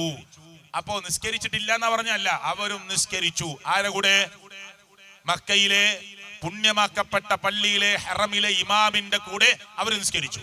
എന്നിട്ട് പേരോട് ഉസ്താദ് അവസാനിപ്പിക്കണം എന്താ അറിയോ? അവരാരും നിസ്കരിക്കാൻ വേണ്ടി വന്നതല്ല, നടക്കുന്ന നിസ്കാരത്തിൽ പങ്കെടുത്തതാണ്. എന്തായി ഉത്തരം? അപ്പൊ നിസ്കരിക്കുന്നുണ്ട് എന്നാണ്, ഇല്ലോ എന്നാണ് അപ്പൊ ഉത്തരം. അവരാരും നിസ്കരിക്കാൻ വേണ്ടി വന്നതല്ല, പിന്നെ നടക്കുന്ന നിസ്കാരത്തിൽ പങ്കെടുത്തതാണ്. എന്നിട്ട് അദ്ദേഹം വീണ്ടും പറഞ്ഞു, നിസ്കരിക്കാൻ വേണ്ടി പോകുന്നതും നടക്കുന്ന നിസ്കാരത്തിൽ പങ്കെടുക്കുന്നതും രണ്ടും രണ്ടാണ്. അപ്പൊ ഉദരംപൊയിലേക്ക് മഗ്‌രിബിന് നേരത്തെ ഒരു പെണ്ണ് മീൻ വാങ്ങാൻ വന്നു. സമസ്തയിൽപ്പെട്ട ഒരു പെണ്ണായിക്കോട്ടെ. അപ്പോ ബാങ്ക് കൊടുത്തു. ഇനിയിപ്പോ മീനുമായിട്ട് നടന്ന് വീട്ടിൽ എത്താൻ കുറച്ച് ദൂരം ഉണ്ടെങ്കിൽ പള്ളി കയറി നിസ്കരിക്കാൻ, എവിടെ നിസ്കരിക്കാൻ ഒരു സൗകര്യം ഉണ്ടോ? ഓള് അന്ന ലക്ഷ്യം എന്താ? മീൻ വാങ്ങാനാണ്, പച്ചക്കറി വാങ്ങാനാണ്. അപ്പൊ നിസ്കാരം തുടങ്ങിയിട്ടുണ്ട്. അപ്പൊ അതിൽ കൂടണം എന്ന് വിചാരിച്ചു. എവിടെ കൂടുക? റോട്ടിലേക്ക്. അപ്പൊ അതിനൊരു പ്രത്യേക സൗകര്യം ഉണ്ടോ? അതിനാണ് സ്ത്രീകൾക്ക് നിസ്കരിക്കാനുള്ള സ്ഥലം എന്ന് പറയാ. അപ്പൊ ആ ജമാഅത്തിൽ പങ്കെടുക്കാൻ അവർക്ക് പറ്റുമോ? ഹറമിലെ ഇമാമിനെ തുടർന്ന് അവർ നിസ്കരിച്ചത്, ഒരു വേറെ ജമാഅത്ത് നടത്തിയതല്ല. അപ്പൊ എന്തിനാണ് ഇങ്ങനെ വളഞ്ഞു മൂക്ക് പിടിക്കുന്നത്? പ്രമാണത്തിലുണ്ട്, അത് പറയാ. ഹദീസിലൊക്കെ വന്നിട്ടുണ്ട്, നമ്മളെ സ്ത്രീകളെ പറഞ്ഞയക്കുന്നില്ല. ഓക്കെ, നിങ്ങളെ നിലപാടാണെന്ന് പറയാ. മറിച്ച് വളച്ചൊടിച്ച് പറയേണ്ട ആവശ്യമില്ല. ഇനി പേരോട് ഉസ്താദിനോട് നിൽക്കട്ടെ, നിങ്ങൾ ഹദീസ് കേട്ടോളൂ, കൃത്യമായി കേട്ടോളൂ. ഞാൻ വായിക്കാം. ആയിഷ റളിയല്ലാഹു അൻഹ ഖാലത്ത്, ആയിഷ ബീവി റളിയല്ലാഹു അൻഹ പറയുകയാണ്, ഉദ്ധരിക്കുകയാണ്, കുന്ന നിസാഉൽ മുഅ്മിനാത്ത്. ഉദരമ്പോ ഇല്ലേ, സാധാരണക്കാരായ ആളുകളെ നിങ്ങൾ പോയി ചോദിച്ചോളൂ. ഈ ഹദീസിന്റെ അറബി നിങ്ങൾക്കറിയില്ലെങ്കിൽ ആശയം നിങ്ങൾ ചോദിച്ചോളൂ, എന്നിട്ട് നിങ്ങൾ അന്വേഷിച്ചോളൂ ഉണ്ടോ ഇല്ലേ. കുന്ന നിസാഉൽ മുഅ്മിനാത്ത്, മുഅ്മിനാത്തുകളായ സ്ത്രീകളായിരുന്നു, യശ്ഹദിന മഅ റസൂലില്ലാഹ് സ്വല്ലല്ലാഹു അലൈഹി വസല്ലം സ്വലാത്തൽ ഫജ്രി. മുഅ്മിനാത്തുകളായ സ്ത്രീകൾ മുത്തുനബിയുടെ കൂടെ സുബ്ഹി നമസ്കരിക്കാൻ പങ്കെടുക്കുമായിരുന്നു, ഹാജരാകുമായിരുന്നു. എങ്ങനെ? സ്ത്രീകൾ, ആയിഷ ബീവി പറയണേ, മുഅ്മിനാത്തുകളായ സ്ത്രീകൾ. അപ്പൊ ഉസ്താദുമാര് ചോദിക്കുന്ന ഒരു ചോദ്യമുണ്ട്, ആയിഷ ബീവി ളുഹർ നിസ്കരിക്കാൻ പോയ ഹദീസ് എവിടെ? ഹഫ്സ ബീവി അസ്ർ നിസ്കരിക്കാൻ പോയ ഹദീസ് എവിടെ? മുഅ്മിനാത്തുകളായ സ്ത്രീകൾ, ആയിഷ ബീവി റളിയല്ലാഹു അൻഹ പറയാ, നബിയുടെ കൂടെ യശ്ഹദിന, അവർ പങ്കെടുക്കുമായിരുന്നു. ആരുടെ കൂടെ? മഅ റസൂലില്ലാഹി സ്വല്ലല്ലാഹു അലൈഹി വസല്ലം, നബിയുടെ കൂടെ. ഏത് നിസ്കാരത്തിന്? സ്വലാത്തൽ ഫജ്രി, സുബ്ഹി നമസ്കാരത്തിന്. ഈ ബാക്കിയും കൂടി കേട്ടാ കുറച്ചും കൂടി ക്ലിയർ ആവും. അപ്പൊ ഏത് ജമാഅത്തിന് അവർ പങ്കെടുക്കുന്നത്? സുബ്ഹിക്ക്. അപ്പൊ പിന്നെ ളുഹറിനും അസ്റിനും നല്ല പകൽ വെളിച്ചത്തിൽ പിന്നെ ചർച്ച ചെയ്യേണ്ട ആവശ്യമുണ്ടോ? സുബ്ഹിക്ക് അവർ വരുന്നു. എന്നിട്ടോ എങ്ങനെയാണ് അവർ വരുന്നത്? മുതലഫിആതിൻ ബിമുറൂതിഹിന്ന, മൂടി പുതച്ചുകൊണ്ട്, മൂടുപടം ഇങ്ങനെ താഴ്ത്തിയിട്ടുകൊണ്ട്, മൂടി പുതച്ചുകൊണ്ടാണ് അവർ വരുന്നത്. പോരാ, ثم ينقلبن الى بيوتهن حين يقضين الصلاه, നമസ്കാരം കഴിഞ്ഞ ഉടനെ അവർ അവരുടെ വീടുകളിലേക്ക് മടങ്ങി പോവുകയാണ്. പോരാ, തീർന്നില്ല, ബാക്കി കൂടി കേട്ടോളൂ. ലാ യഅരിഫുഹുന്ന അഹദും മിനൽ ഗലസ്, ഇരുട്ടുകൊണ്ട് അവരെ ആർക്കും തിരിച്ചറിയുമായിരുന്നില്ല. എന്തൊക്കെ പറഞ്ഞു ഹദീസില്? അവർ നബിയുടെ കൂടെ സുബൈക്ക് മുഅ്മിനാത്തുകളായ സ്ത്രീകൾ വരും. എങ്ങനെ വരിക? മൂടുപടം താഴ്ത്തിയിട്ട് മൂടി പുതച്ചിട്ടാണ് അവർ വരിക. പോരാ, നിസ്കാരം കഴിഞ്ഞ ഉടനെ അവർ അവരുടെ വീടുകളിലേക്ക് മടങ്ങി പോകും. അങ്ങനെ പോകുന്ന അവരെ ഇരുട്ടുകൊണ്ട് ഒരാൾക്കും തിരിച്ചറിയുമായിരുന്നില്ല. എന്നിട്ട് നമ്മളെ പണ്ഡിതന്മാർ, ഉസ്താദ്മാർ എന്താ പറഞ്ഞു അറിയോ? ഇത് പ്രിയപ്പെട്ടവരെ ആര് ഉദ്ധരിക്കുന്ന ഹദീസാ? ഞങ്ങള് ബുഖാരി മുസ്ലിം ഉദ്ധരിക്കുന്ന ഹദീസാ, അവിടെ തള്ളാൻ പറ്റൂല. അപ്പൊ പണ്ഡിതന്മാർ പറഞ്ഞു കൊടുക്കണം എന്താ അറിയോ? അത് ബുഖാരിയിൽ ആര് സെർച്ച് ചെയ്താലും, ഇപ്പൊ എല്ലാവരുടെ കയ്യിൽ സ്മാർട്ട് ഫോണുകളാ, അതുകൊണ്ട് പണ്ഡിതന്മാർക്ക് അറിയാം അങ്ങനെ ഹദീസ് ഇല്ല എന്ന് പറഞ്ഞാൽ കുടുങ്ങും. അതുകൊണ്ട് എന്താ പറഞ്ഞു കൊടുക്കണത്? ഹദീസൊക്കെ ഉണ്ട്, ഹദീസൊക്കെ ഞങ്ങളും കണ്ടതാ, നിങ്ങൾ വലിയ സംഭവമാക്കി പറയണ്ട, അതൊക്കെ ഓതി പഠിച്ചിട്ട് തന്നെയാണ് ഞങ്ങളും ഇരിക്കണത്. പക്ഷേ ആ ഹദീസിന്റെ വിവക്ഷ നിങ്ങൾ പറഞ്ഞ പോലെയല്ല. പിന്നെ എങ്ങനെയാണ് അത്? വീടിന്റെ ഉള്ളിൽ നിസ്കരിക്കാനായ ഒരു റൂമുണ്ട്, ആ റൂമിനുള്ളിൽ നിസ്കരിച്ച കാര്യമാണ് പറഞ്ഞത്. ആണോ? അപ്പൊ ഇതിൽ ഈ ഹദീസ് ഒന്നും കൂടി വായിച്ചോളൂ നമ്മള്. അവര് മൂടി പുതച്ചു വരും. എവിടേക്ക്? ഓല പെരേന്റെ ഉള്ളിന്ന്, ഓല വീട്ടിന്റെ ഉള്ളിന്ന് നിസ്കരിക്കാണ്ടാക്കിയ റൂമില് മൂടി പുതച്ചവർ വരും. 2, നിസ്കാരം കഴിഞ്ഞ ഉടനെ അവർ അവരുടെ വീടുകളിലേക്ക് മടങ്ങിപ്പോകും. നമ്മള് ഇന്ന് തന്നെ നമ്മുടെ വീട് 4 ബെഡ്റൂമും 5 ബെഡ്റൂമുള്ള വീട്ടില് നമ്മളെ ഉമ്മ നിസ്കരിക്കാനായിട്ട് ഒരു സ്ഥലം ഉണ്ട്, അവിടെ നിസ്കരിച്ചു. അപ്പൊ വാപ്പ കുട്ടിനോട് ചോദിച്ചു, ഉമ്മ എവിടെ? ഉമ്മ കിച്ചണിക്ക് പോയിക്കണം. അപ്പൊ കുട്ടി അറിയാണ് നിസ്കരിക്കാൻ വന്നീന്, പിന്നെ പെരീക്ക് പോയി. ആ നിസ്കരിക്കാൻ വന്നീന്, നിസ്കാരം കഴിഞ്ഞ ഉടനെ വീട്ടിൽ മടങ്ങിപ്പോയി. പറയോ? അടുത്ത കേട്ടോളൂ. ഇത് വീട്ടിന്റെ ഉള്ളിലാണെങ്കിൽ ഇരുട്ടുകൊണ്ട് ആർക്കും അവരെ തിരിച്ചറിയുമായിരുന്നില്ല. വീട്ടിന്റെ ഉള്ളിൽ ആരാ? ഒന്നില്ലെങ്കിൽ ഭർത്താവ്, അല്ലെങ്കിൽ മക്കള്, അല്ലെങ്കിൽ വാപ്പ ഉമ്മ. അപ്പൊ ആർക്കാ പോയി തിരിച്ചറിയാത്തത്? ഇവർ നിസ്കാരം കഴിഞ്ഞ് മൂടി പൊതച്ച് ഇരുട്ട് മാറുന്നതിന് മുമ്പ് പോവും വീട്ടിക്ക്. അപ്പൊ അവരെ നോക്കിയാൽ ആർക്കും മനസ്സിലാവൂല ഇരുട്ടുണ്ട്, ആർക്കും മനസ്സിലാവൂല. നമ്മളെ വീട്ടിന്റെ ഉള്ളിൽ നിസ്കരിക്കാൻ ഒരു റൂം ഉണ്ടെങ്കിൽ ആ റൂമിന്റെ ഉള്ളിൽ നിന്ന് അടുക്കളയ്ക്ക് പോയതോ, ഈത്തപ്പന ഓല കൊണ്ട് മറച്ചുണ്ടാക്കിയ വീടാ, ചെറിയ ചെറിയ വീടാ, അതിന്റെ ഉള്ളിൽ നിന്ന് കിച്ചണിക്ക് പോയതോ, കിടക്കാണ്ടാക്കിയ റൂമിക്ക് പോയപ്പോ ആർക്കും തിരിച്ചറിയണില്ല. വീട്ടില് ആരാണാ പോണത്? മക്കൾക്കൊക്കെ സംശയം, ബാപ്പാക്ക് സംശയം. കാരണം സുബഹിസ്കരിക്കാൻ വന്ന പെണ്ണാണ് ആ മടങ്ങി പോണത്. ആണോ ഇതിന്റെ ഉദ്ദേശം? അപ്പൊ വീട്ടിന്റെ ഉള്ളില് സ്ത്രീകൾക്ക് നിസ്കരിക്കാൻ അതിലൊന്നും തർക്കമില്ല. വീട്ടിന്റെ ഉള്ളിൽ സ്ത്രീകൾക്ക് നിസ്കരിക്കൽ സംശയമില്ല. പക്ഷെ ഒരു സ്ത്രീ പള്ളിയിൽ പോകുന്നത് തടയാൻ നമുക്ക് അനുവാദമില്ല. വയല് പറഞ്ഞ് കേരളത്തില് ധാരാളം പണ്ഡിതന്മാർ, അവരൊക്കെ നമ്മൾ ബഹുമാനിക്കുന്നു. അവര് വയല് പറഞ്ഞ് ആ പണ്ഡിതന്മാര് സ്ത്രീകളോട് പറയും, നിങ്ങളെ കമ്മലൂരിക്കോ, നിങ്ങളെ പാദസരം ഊരിക്കോ, വള തന്നോ, ആ മാല സംഭാവന ചെയ്തോ, പടച്ചോന്റെ മാർഗത്തിൽ ഒരു കുരുവിക്കൂടിന്റെ അത്ര വലിപ്പമുള്ള പള്ളി ഉണ്ടാക്കിയാൽ സ്വർഗത്തിൽ നിങ്ങൾക്ക് ഒരു വീടാണ്. കരഞ്ഞു പറഞ്ഞ് അവരുടെ മാലയും വളയും കമ്മലും പൈസയും വാങ്ങി ഉണ്ടാക്കിയ പള്ളിക്ക് ഉദ്ഘാടനം ഞായറാഴ്ചയാണെങ്കിൽ ശനിയാഴ്ച ഒരു പ്രവേശനം കണ്ടിട്ട് പോയിക്കോളി. ഇഞ്ഞി കൊല കയറ്റും എപ്പോഴറിയോ? മരിച്ചിട്ട് മയ്യത്തായിട്ട് കയറ്റും. എന്നാ വയലുണ്ടെങ്കിലോ മുറ്റത്ത് വന്നിരിക്ക, പള്ളിയിൽ ഉള്ളിൽ കയറാൻ പാടില്ല. അപ്പൊ ഈ മുറ്റത്തൊന്നും ഇല്ലാത്തൊരു കോത്താമ്പി എന്താ പള്ളിന്റെ ഉള്ളിൽ മാത്രം? ഞാൻ ചോദിക്കുകയാണ്, നാടന്മാർക്ക് മനസ്സിലാക്കാൻ വേണ്ടി ഞാൻ ചോദിക്കണത്. ഈ പള്ളിന്റെ മുറ്റത്ത് ചുമരിനോട് ചാരി കസേരിട്ടിരിക്ക, വയലേക്കാൻ ചാരി മദ്രസയിലുണ്ട്, അവിടെ വന്നിരിക്ക, ഒരു പ്രശ്നമില്ല. പള്ളിന്റെ ഉള്ളിൽ കയറാൻ പാടില്ല. ഇതാ തങ്ങളുടെ മോള് പറഞ്ഞത്. ഇത് ചില ആളുകൾ ഉണ്ടാക്കി വെച്ച സംവിധാനമാണ്. അങ്ങനെയൊന്നും തീരിലില്ല, മാറുന്നുണ്ട്, മാറും ഇൻഷാ അല്ലാ എന്ന് പറഞ്ഞതാരാ?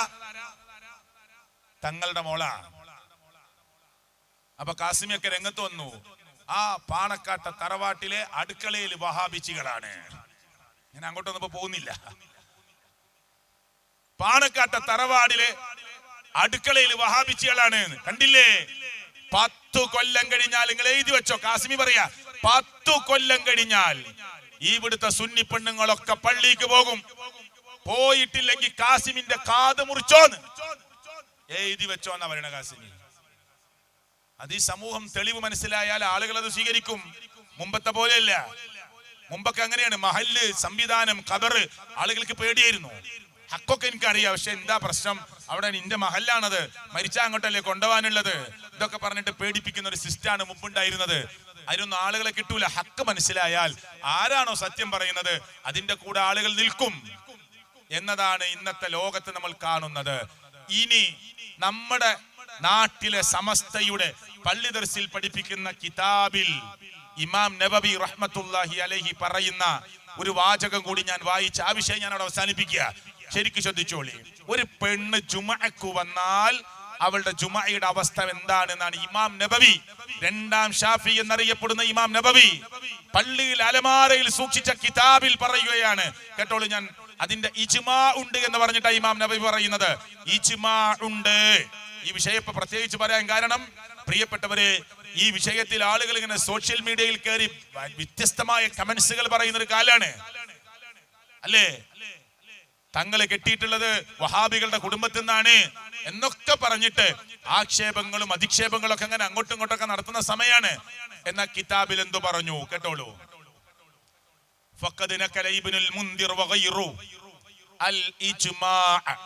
എന്താണ് ഇജ്മാ? ഐക്യകണ്ഠേനയുള്ള അഭിപ്രായം ഉണ്ട്. ഏത് വിഷയത്തിൽ കേട്ടോളൂ. അലാ അന്നഹ ലൗ ഹളറത് വസല്ലത്തിൽ ജുമുഅ ജാസ. ഒരു സ്ത്രീ, ഇമാം നബവി വിശദീകരിക്കുകയാണ്, ഈ വിഷയത്തിൽ ഐക്യകണ്ഠേനയുള്ള ഇജ്മാ ഉണ്ട്. എന്താണ് ഇജ്മാ? ഒരു സ്ത്രീ ഒരു പള്ളിയിൽ ജുമുഅക്ക് വന്നു, എന്നിട്ട് ജുമുഅ നമസ്കരിച്ചു. ലൗ ഹളറത്, അവൾ ഹാജരായി എന്ന് വെച്ചോ. വസല്ലത്തിൽ ജുമുഅ, എന്നിട്ട് ജുമുഅയിൽ അവർ നിസ്കരിച്ചു എന്ന് നിങ്ങൾ വിചാരിക്കേ. ജാസ, ആ ജുമുഅ, അവൾ ചെയ്ത ജുമുഅ അവൾക്ക് ജായിസാണ്, അനുവദനീയമാണ്. ബാക്കി കൂടി കേട്ടോളൂ. എന്നിട്ട് എന്തുകൊണ്ടാണ് അത് അനുവദനീയമാകുന്നത്? വഖദ് സബതത്തിൽ ഹദീസു സ്വഹീഹ അൽ മുസ്തഫീള. കുറ്റമറ്റതായ സ്വഹീഹായ ഹദീസുകൾ സ്ഥിരപ്പെട്ടു വന്നിട്ടുണ്ട്. ഇമാം നബവി ലോകത്തോട് പറയാ, കുറ്റമറ്റതായ, കേടുണ്ട് എന്ന് പറയാൻ പറ്റാത്ത, അതിന് ഇല്ലത്തുണ്ട് എന്ന് പറയാൻ പറ്റാത്ത, ളുഅഫുണ്ട് എന്ന് പറയാൻ പറ്റാത്ത, സ്വഹീഹായ, കുറ്റമറ്റതായ, ആർക്കും തർക്കമില്ലാത്ത വിധത്തിലുള്ള തെളിഞ്ഞു കിടക്കുന്ന ഹദീസുകൾ സ്ഥിരപ്പെട്ടു വന്നിട്ടുണ്ട്. ഏത് വിഷയത്തിൽ കേട്ടോളൂ. അന്നന്നിസാഅ തീർച്ചയായും സ്ത്രീകൾ കുന്ന അവരായിരുന്നു യുസല്ലീന അവർ നമസ്കരിച്ചവരായിരുന്നു ഖൽഫ റസൂലില്ലാഹ് സല്ലല്ലാഹു അലൈഹി വസല്ലം നബിയുടെ പിറകിൽ, വീട്ടിലല്ല, ഫീ മസ്ജിദിഹി മുത്തി നബിയുടെ പള്ളിയിൽ, ഖൽഫർ റിജാൽ പുരുഷന്മാരുടെ പിറകിൽ നിന്നുകൊണ്ട്. എന്താ ഷാഫി മദ്ഹബ് പറയണത്? എന്താ പറഞ്ഞത്? കുറ്റം പറയാൻ പറ്റാത്ത കുറ്റമറ്റതായ സ്ഥിരപ്പെട്ടു വന്ന സ്വഹീഹായ ഹദീസുകൾ ഉണ്ട്. ഏത് വിഷയത്തിൽ? നബിയുടെ പള്ളിയിൽ, നബിയുടെ പിറകിൽ, പുരുഷന്മാരുടെ പിറകിൽ, അള്ളാഹുവിന്റെ പ്രവാചകൻ സല്ലല്ലാഹു അലൈഹി വസല്ലമയുടെ പള്ളിയിൽ അവർ നിസ്കരിച്ചിട്ടുണ്ടായിരുന്നു എന്നതിന് കുറ്റമറ്റതായ ഹദീസുകൾ സ്ഥിരപ്പെട്ടു വന്നിട്ടുണ്ട്. അതുകൊണ്ട് തന്നെ ഒരു പെണ്ണ് ജുമഅയിൽ പോയി പങ്കെടുത്ത് ജുമഅയുടെ ഖുതുബ കേട്ട് ജുമഅയുടെ നിസ്കാരം നടത്തിയാൽ അവളുടെ ജുമഅ അത് ജായിസാണ്. ഇനി ഇതിലാർ എന്താ തെളിവ് പറയേണ്ടത്?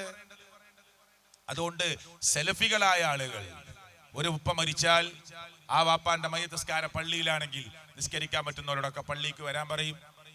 വീട്ടിൽ നിന്നാണെങ്കിൽ വീട്ടിൽ നിന്ന് അവർ കയറി നമസ്കരിക്കും. സ്ത്രീകൾക്ക് പള്ളിയിൽ കയറി നിസ്കരിക്കാൻ പറ്റുമോ? എന്നാ മയ്യത്ത് നിസ്കരിക്കാം, ജുമയും നമസ്കരിക്കാം, സുന്നത്തും നമസ്കരിക്കാം, ഫർളും നമസ്കരിക്കാം, എല്ലാം നമസ്കരിക്കാം.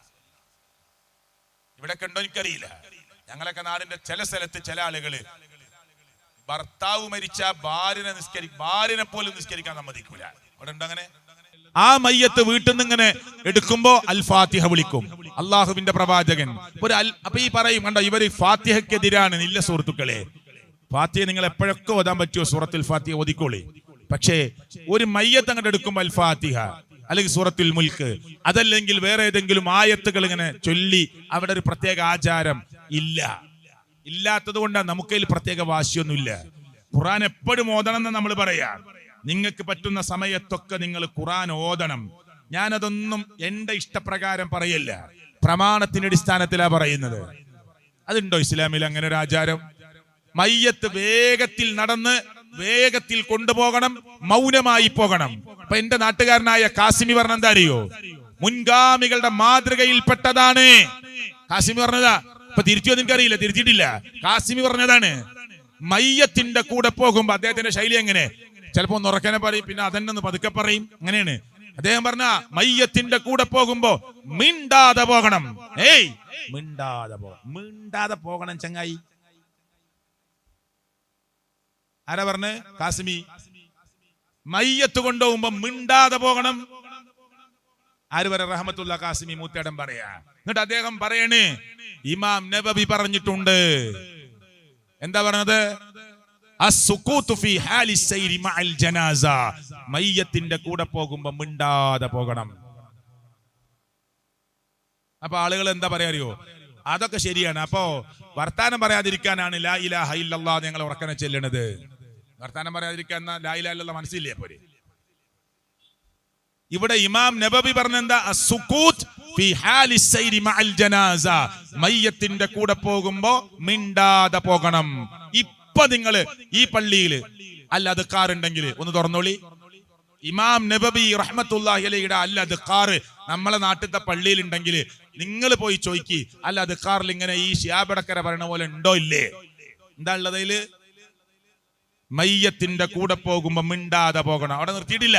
ഫലാ യർഫഅ സൗതൻ ബിഖിറാഅത്തിൻ വലാ ദിക്രിൻ വലാ ഗൈരി ദാലിക്. കണ്ടോ, എല്ലാ സംശയം തീർന്നു. നിങ്ങൾ ഖുർആൻ ഓതിക്കൊണ്ട് ഉച്ചത്തിൽ ഖുർആൻ ഓതിക്കൊണ്ട് മയ്യത്തിന്റെ കൂടെ പോകരുത്, ശബ്ദമുയർത്തരുത്, ഉറക്കെ ദിക്ർ ചെല്ലരുത്, വേറെ ഒന്നും ഉണ്ടാക്കരുത്.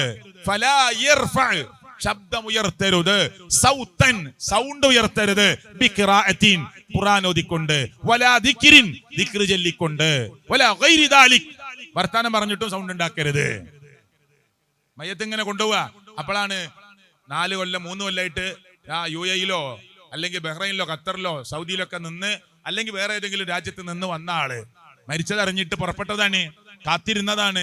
അയാളെ കണ്ടിട്ട് കുറെ 2 വർഷമായി കൂടല്ലോല്. അപ്പൊ മയ്യത്തിങ്ങനെ കൊണ്ടുപോയി അസ്സലാമു അലൈക്കും, എപ്പോഴാ എത്തിയത്? ബുദ്ധിമുട്ടായോ? നേരത്തെ കിട്ടിയോ? ടിക്കറ്റ് കിട്ടി കറക്റ്റ്? ഇതൊക്കെ ആ ടിക്കറ്റ് കിട്ടിയോണ്ടല്ലോ ഇവിടെ വന്നത്. പിന്നെ ചോദിക്കാൻ നിൽക്കണം. അതൊക്കെ നിങ്ങൾക്ക് ചോദിച്ചറിയാ വിവരങ്ങളൊക്കെ, മനസ്സിലായില്ലേ? അങ്ങനെ ആൾക്കാര് അത് കണ്ടാവും അങ്ങനെ ചോദിക്കുക. ചില ആളുകളോട് കാലിറക്കണ എന്താ പറയും, കാലിറക്കല്ലേ, പിന്നെ എന്താ ഇറക്കണേ? അങ്ങനെയാണ്. ടിക്കറ്റ് കിട്ടിയിട്ട് വന്നിട്ട് ചോദിക്കുക, ടിക്കറ്റ് കിട്ടിയില്ലേ കറക്റ്റ് എന്നൊക്കെ ചോദിക്കും. ആവശ്യമില്ലാത്ത കുറെ ആവശ്യമുള്ളത് പറയണോ?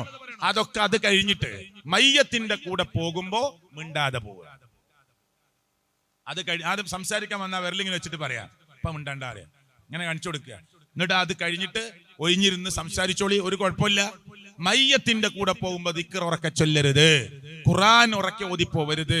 മനസ്സുകൊണ്ട് ദിക്ർ ചൊല്ലി, മനസ്സുകൊണ്ട് മയ്യത്തിനെ ഓർത്ത് ആ മയ്യത്തിന് വേണ്ടി ദുആ ചെയ്ത്, ഖബറിനെ കുറിച്ച് ആലോചിച്ച്, പരലോകത്തെ കുറിച്ച് ആലോചിച്ച്, ഞാനും മരിക്കേണ്ടവനാണല്ലോ എന്ന് ചിന്തിച്ച് ആ അർത്ഥത്തിലാണ് ഒരു മുസ്ലിം മുന്നോട്ട് പോകേണ്ടത്. അത് ധൃതിയിൽ പോവാനാ പറഞ്ഞത്, വേഗത്തിൽ പോവുകയാണ് വേണ്ടത്. അപ്പോ ഒരു വീട്ടിൽ നിന്ന് ഖബർസ്ഥാനിലേക്ക് കൊണ്ടുവരുന്ന മയ്യത്തിന്റെ കൂടെ ആളുകൾ ഉറക്കെ ദിക്ർ ചൊല്ലുന്നു. നമ്മളത് ഇല്ലാന്ന് പറയും. ലാ ഇലാഹ ഇല്ലല്ലാഹ്ക്കെതിരാണ് ഇവര്. ഇല്ല, ലാ ഇലാഹ ഇല്ലല്ലാഹ് എന്ന ദിക്റാണ് ലോകത്തിൽ ഏറ്റവും അഫ്ളലായ ദിക്ർ, ഒരു തർക്കമില്ല. പക്ഷെ അത് മയ്യത്തിന്റെ കൂടെ ഉറക്കെ ചൊല്ലി പോകാനുള്ള രേഖ ഇസ്ലാമിക ലോകത്ത് പ്രമാണത്തിലില്ല. ഇനി ആ മയ്യത്തിന്റെ അടുത്ത് ഇരുന്ന് ഖുർആൻ ഓതുന്നുള്ള സിസ്റ്റം അല്ലേ ഇവിടെ ഒക്കെ ഉണ്ടാവും. അത് ഞാൻ പറയേണ്ട ഷാഫി മദ്ഹബ് തന്നെ പറയാം, നിങ്ങൾ കേട്ടോളൂ, വായിച്ചോളൂ. ഈ ആയത്ത് അതിന്റെ വിശദീകരണത്തിൽ ആരെ ഖൗലാണ്? ഈ നാട്ടിൽ ഇത് ചെയ്തുകൊണ്ടിരിക്കുന്ന ആളുകൾ പറയുന്നു ഞങ്ങൾ ഷാഫി മദ്ഹബിന്റെ ആളുകളാണ് എന്ന്. ആ ഷാഫി മദ്ഹബിന്റെ ആളുകളാണ് എന്ന് പറയുന്ന അതേ മദ്ഹബിന്റെ ഗ്രന്ഥങ്ങളിൽ ഇമാം ഇബ്നു കസീർ റഹ്മത്തുള്ളാഹി അലൈഹിയുടെ തഫ്സീറിൽ ഈ ആയത്തിന്റെ വിശദീകരണത്തിൽ പറയുന്നത് ഞാൻ വായിച്ചു തരാം, കേട്ടോളൂ കേട്ടോ. ഇത് എന്റെ വാക്കല്ല. ആർക്കും ഇതിൽ തെറ്റുണ്ടെങ്കിൽ ഇവിടെ പെർമിഷൻ എടുത്ത് പറയാം, അങ്ങനെ തഫ്സീറിൽ ഇല്ല എന്ന് പറയാം. നിങ്ങൾ ശ്രദ്ധിച്ചു കേട്ടോളൂ. ഖുർആൻ എപ്പോഴും ഓതാം, ഏത് സമയത്തും നിങ്ങൾക്ക് ഒഴിവുള്ള സമയത്തൊക്കെ ഖുർആൻ ഓതണം. ഖുർആൻ ഓതുന്നതിന് നമ്മൾ എതിരല്ല. പക്ഷെ മയ്യത്തിന്റെ അടുത്തിരുന്നൊരു പ്രത്യേക ആചാര രീതി അത് നമ്മൾ ഉണ്ടാക്കാൻ അള്ളാഹുവിന്റെ പ്രവാചകൻ നമ്മളെ പഠിപ്പിക്കണം.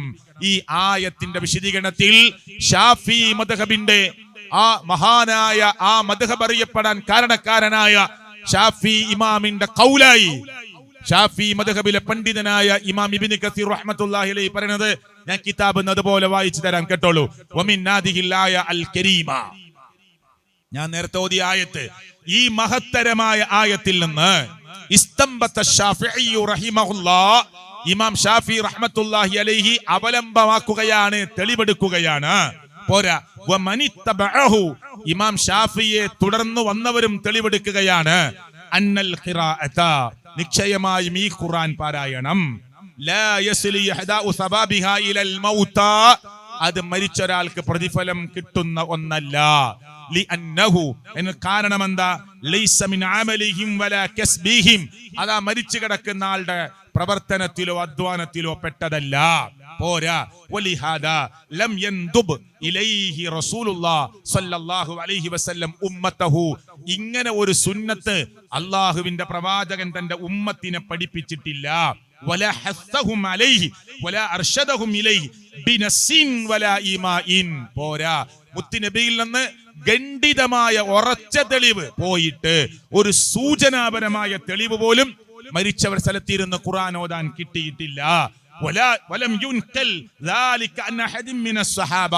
സഹാബത്തിൽപ്പെട്ട ഒരാളിൽ നിന്ന് പോലും ഇങ്ങനൊരു സംഭവം ഉദ്ധരിച്ചിട്ടില്ല. അതിൽ വല്ല ഖൈറും ഉണ്ടായിരുന്നുവെങ്കിൽ നമ്മളെക്കാൾ മുമ്പ് അവരത് ചെയ്യുമായിരുന്നു. ഇത് പള്ളിയിൽ സൂക്ഷിച്ച കിതാബിൽ പറയാ. എന്നിട്ട് നമ്മൾ മരിച്ചോടുത്ത് ഖുർആൻ ഓതാത്തിന് ഖുർആൻ എതിരാണ്, ഖുർആൻ ഇല്ലാത്തവരാണ്, സുന്നത്തില്ലാത്തവരാന്ന് പറയും. പള്ളിയിൽ സൂക്ഷിച്ച കിതാബിൽ എന്താ പറയുന്നത്? ഇമാം ഇബ്നു കസീർ റഹ്മത്തുള്ളാഹിയുടെ തഫ്സീറിൽ എന്താ പറയുന്നത്? ദർസിൽ പഠിപ്പിക്കുന്ന ഈ തഫ്സീറിൽ എന്താ പറഞ്ഞത്? അങ്ങനെ ഒരു സുന്നത്ത് മുത്തുനബി പഠിപ്പിച്ചിട്ടില്ല. ഉറച്ച തെളിവ് പോയിട്ട് സൂചനാപരമായ തെളിവ് പോലും ഇല്ല. ഒരൊറ്റ സഹാബത്തും ഉദ്ധരിച്ചിട്ടില്ല. വല്ല ഖൈറും ഉണ്ടായിരുന്നെങ്കിൽ നമ്മളെക്കാൾ മുമ്പ് അവർ ചെയ്യുമായിരുന്നു. ഇത്ര ക്ലിയർ ആയിട്ട് തഫ്സീറിൽ കിടക്കുക. എന്നിട്ടാണ് അത് ചെയ്യാത്തവരെ ആക്ഷേപിക്കുന്നത്, എതിർക്കുന്നത്. അപ്പൊ ഞാൻ ഈ പറഞ്ഞതിനൊക്കെ പ്രമാണ, ഈ പറഞ്ഞതിനൊക്കെ തെളിവിന്റെ അടിസ്ഥാനത്തിലാ പറഞ്ഞത്. എന്നാൽ സലഫികൾ ചെയ്യുന്ന ഒരു കാര്യം നിങ്ങൾ പറഞ്ഞിട്ട് നെഞ്ചത്ത് കൈകെട്ടിയ ചെറിയ കാര്യം തർക്കിക്കണില്ല, എവിടെയെങ്കിലും കെട്ടട്ടെ, അന്ന് വിഷയമില്ല. നെഞ്ചത്തൊന്ന് കൈകെട്ടി അതുപോലും പ്രമാണത്തിലുള്ളത് കൊണ്ടാണ്. ഇപ്പൊ പേരോട് ഉസ്താദ് പറയുന്നുണ്ട്, തല തടവുമ്പോ ഒളുവെടുക്കുമ്പോ പേരോട് ഉസ്താദ് പറയാ, തല തടവുമ്പോ നിങ്ങൾ ശ്രദ്ധിക്കേണ്ടത് സത്യത്തിൽ, പേരോട് ഉസ്താദ് പറയാ, സത്യത്തിൽ തല മുഴുവൻ തടവണം. തലയുടെ മുൻഭാഗത്ത് നിന്ന് തുടങ്ങി പെരടി വരെ കൊണ്ടുപോയി തിരിച്ചു തുടങ്ങിയ സ്ഥലത്തേക്ക് തന്നെ കൊണ്ടുവരണം. ആരാ പറഞ്ഞത്? പേരോട് ഉസ്താദ്. മനസ്സിലായില്ലേ? ഇതാർക്കും നിഷേധിക്കാൻ പറ്റും. ഒക്കെ ഇന്ന് യൂട്യൂബിലൊക്കെ ഇങ്ങനെ അദ്ദേഹത്തിന്റെ പ്രസംഗം കിടക്കില്ലേ, ഹദീസിൽ വന്നതാണത്. അപ്പൊ ഞാൻ പറയുന്ന ഒരു തലതടവിൽ തർക്കിക്കാനല്ല. ഇവിടെ SIR പ്രശ്നം നടക്കുകയാണ്, ആകെ പിന്നെ ഒരുപാട് ആശങ്കകൾ നിറഞ്ഞു നിൽക്കുന്ന സമയ. അപ്പോഴാ നിങ്ങൾ തലതടവണ വിഷയം പറയണത്? അതിനല്ല അത് പറയണത്, മറിച്ച് അതൊരു ചെറിയ കാര്യമാണ്. തല മുഴുവൻ തടവണോ, തലയുടെ ചെറിയ ഭാഗം തടവിയാൽ മതിയോ എന്നൊക്കെ പണ്ഡിതന്മാർക്കിടയിൽ തർക്കണ്ട്. പക്ഷെ പ്രമാണത്തിൽ എന്ത് കിടക്കുന്നു? തല മുഹമ്മദ് റസൂൽ സല്ലല്ലാഹു അലൈഹി വസല്ലം തലയുടെ മുൻഭാഗത്തു നിന്ന് തുടങ്ങും, എന്നിട്ട് ഇല്ല കഫാഹു പെരടി വരെ കൊണ്ടുപോകും, സുമ്മ റദ്ദഹുമാ രണ്ട് കൈകളും മടക്കിക്കൊണ്ടുവരും, ഇലൽ മകാനില്ലദീ ബദഅ മിൻഹു ആരംഭിച്ച സ്ഥലത്തേക്കു തന്നെ. എത്ര ക്ലിയറാ? മുന്നിന്ന് തുടങ്ങി പെരടി വരെ കൊണ്ടുപോയി ആ കൊണ്ടുപോയ രണ്ട് കൈകളും ആരംഭിച്ച സ്ഥലത്തേക്ക് തന്നെ റിട്ടേൺ കൊണ്ടുവരണം എന്ന് കിതാബിലുണ്ട്. അപ്പൊ എങ്ങനെ ഇങ്ങനെ നെറ്റിയിൽ ഇങ്ങനെ തടവിയാല് പെരടി വരെ പോയോ? അതാ പേരോട് ഉസ്താദ് പറഞ്ഞത്. സത്യത്തിൽ തല പെരടി വരെ കൊണ്ടുപോയി തിരിച്ചിങ്ങോട്ട് തന്നെ കൊണ്ടുവന്ന് മുഴുവനായി തടവലാണ് പ്രമാണത്തിലുള്ളത്. ആര് പറഞ്ഞത്? പേരോട് ഉസ്താദ് പറഞ്ഞത്. അപ്പൊ അത് വാശി പിടിക്കാൻ വേണ്ടി പറയല്ല. അങ്ങ് നിങ്ങൾ ചോദിക്ക്, നിങ്ങൾ തല തടവാ, അപ്പൊ ഞങ്ങൾ തടവുന്ന പോലെയല്ല നിങ്ങൾ തടവണ്. പ്രമാണത്തിലുണ്ട് ഇങ്ങനെയാണ് തടവേണ്ടത് എന്ന്. ആ കൈ 3 വട്ടം കഴുകിയല്ലോ, ആ കഴുകി. വായിൽ 3 വട്ടം വെള്ളം കയറ്റി, മുക്കിൽ വെള്ളം കയറ്റി, പിന്നെ കൊപ്പിളിച്ചു, ചീറ്റിക്കളഞ്ഞു. മുഖം 3 വട്ടം കഴുകി, കൈ മുട്ട ഉൾപ്പെടെ വലത് കൈ ഇടത് കൈ കഴുകി, കാല് 3 വട്ടം കഴുകി. പക്ഷെ തല മാത്രം എന്താ ഒറ്റ തവണ? ചോദിച്ചതിന് ഉത്തരണ്ട്. ഞങ്ങൾ മുജാഹിദായതുകൊണ്ട് നല്ല പറയാ. പിന്നെ ഹദീസ് പറയും മസഹ, അല്ലാഹുവിന്റെ പ്രവാചകൻ തടവി, ബിറഇസിഹി അവിടുത്തെ തല, വ ഉദിനൈഹി രണ്ട് ചെവികളും, മസ്ഹതൻ വാഹിദ. 3ാം ക്ലാസ് 2ാം ക്ലാസ് മദ്രസ പോയ കുട്ടിക്ക് അർത്ഥം വെക്ക. മസഹ ബിറഇസിഹി വ ഉദിനൈഹി മസ്ഹതൻ വാഹിദ. മുത്തു നബി അവിടുത്തെ തലയും രണ്ട് ചെവികളും ഒരു തവണയാണ് തടവിയത്. അതുകൊണ്ട് നമ്മൾ ഒരു വട്ടം തടവുന്നു, വാശിയല്ല. അപ്പൊ ഞങ്ങളോട് ചോദിച്ചാൽ ഞങ്ങൾ പറയും ഞങ്ങൾ സെലഫി മുജാഹിദ് ആയതുകൊണ്ട് നല്ല പറയാ. അല്ലാന്റെ റസൂൽ ഇങ്ങനെയാണ് തടവിയത്, അതുകൊണ്ട് ഞങ്ങൾ ഇങ്ങനെ തടവുന്നു.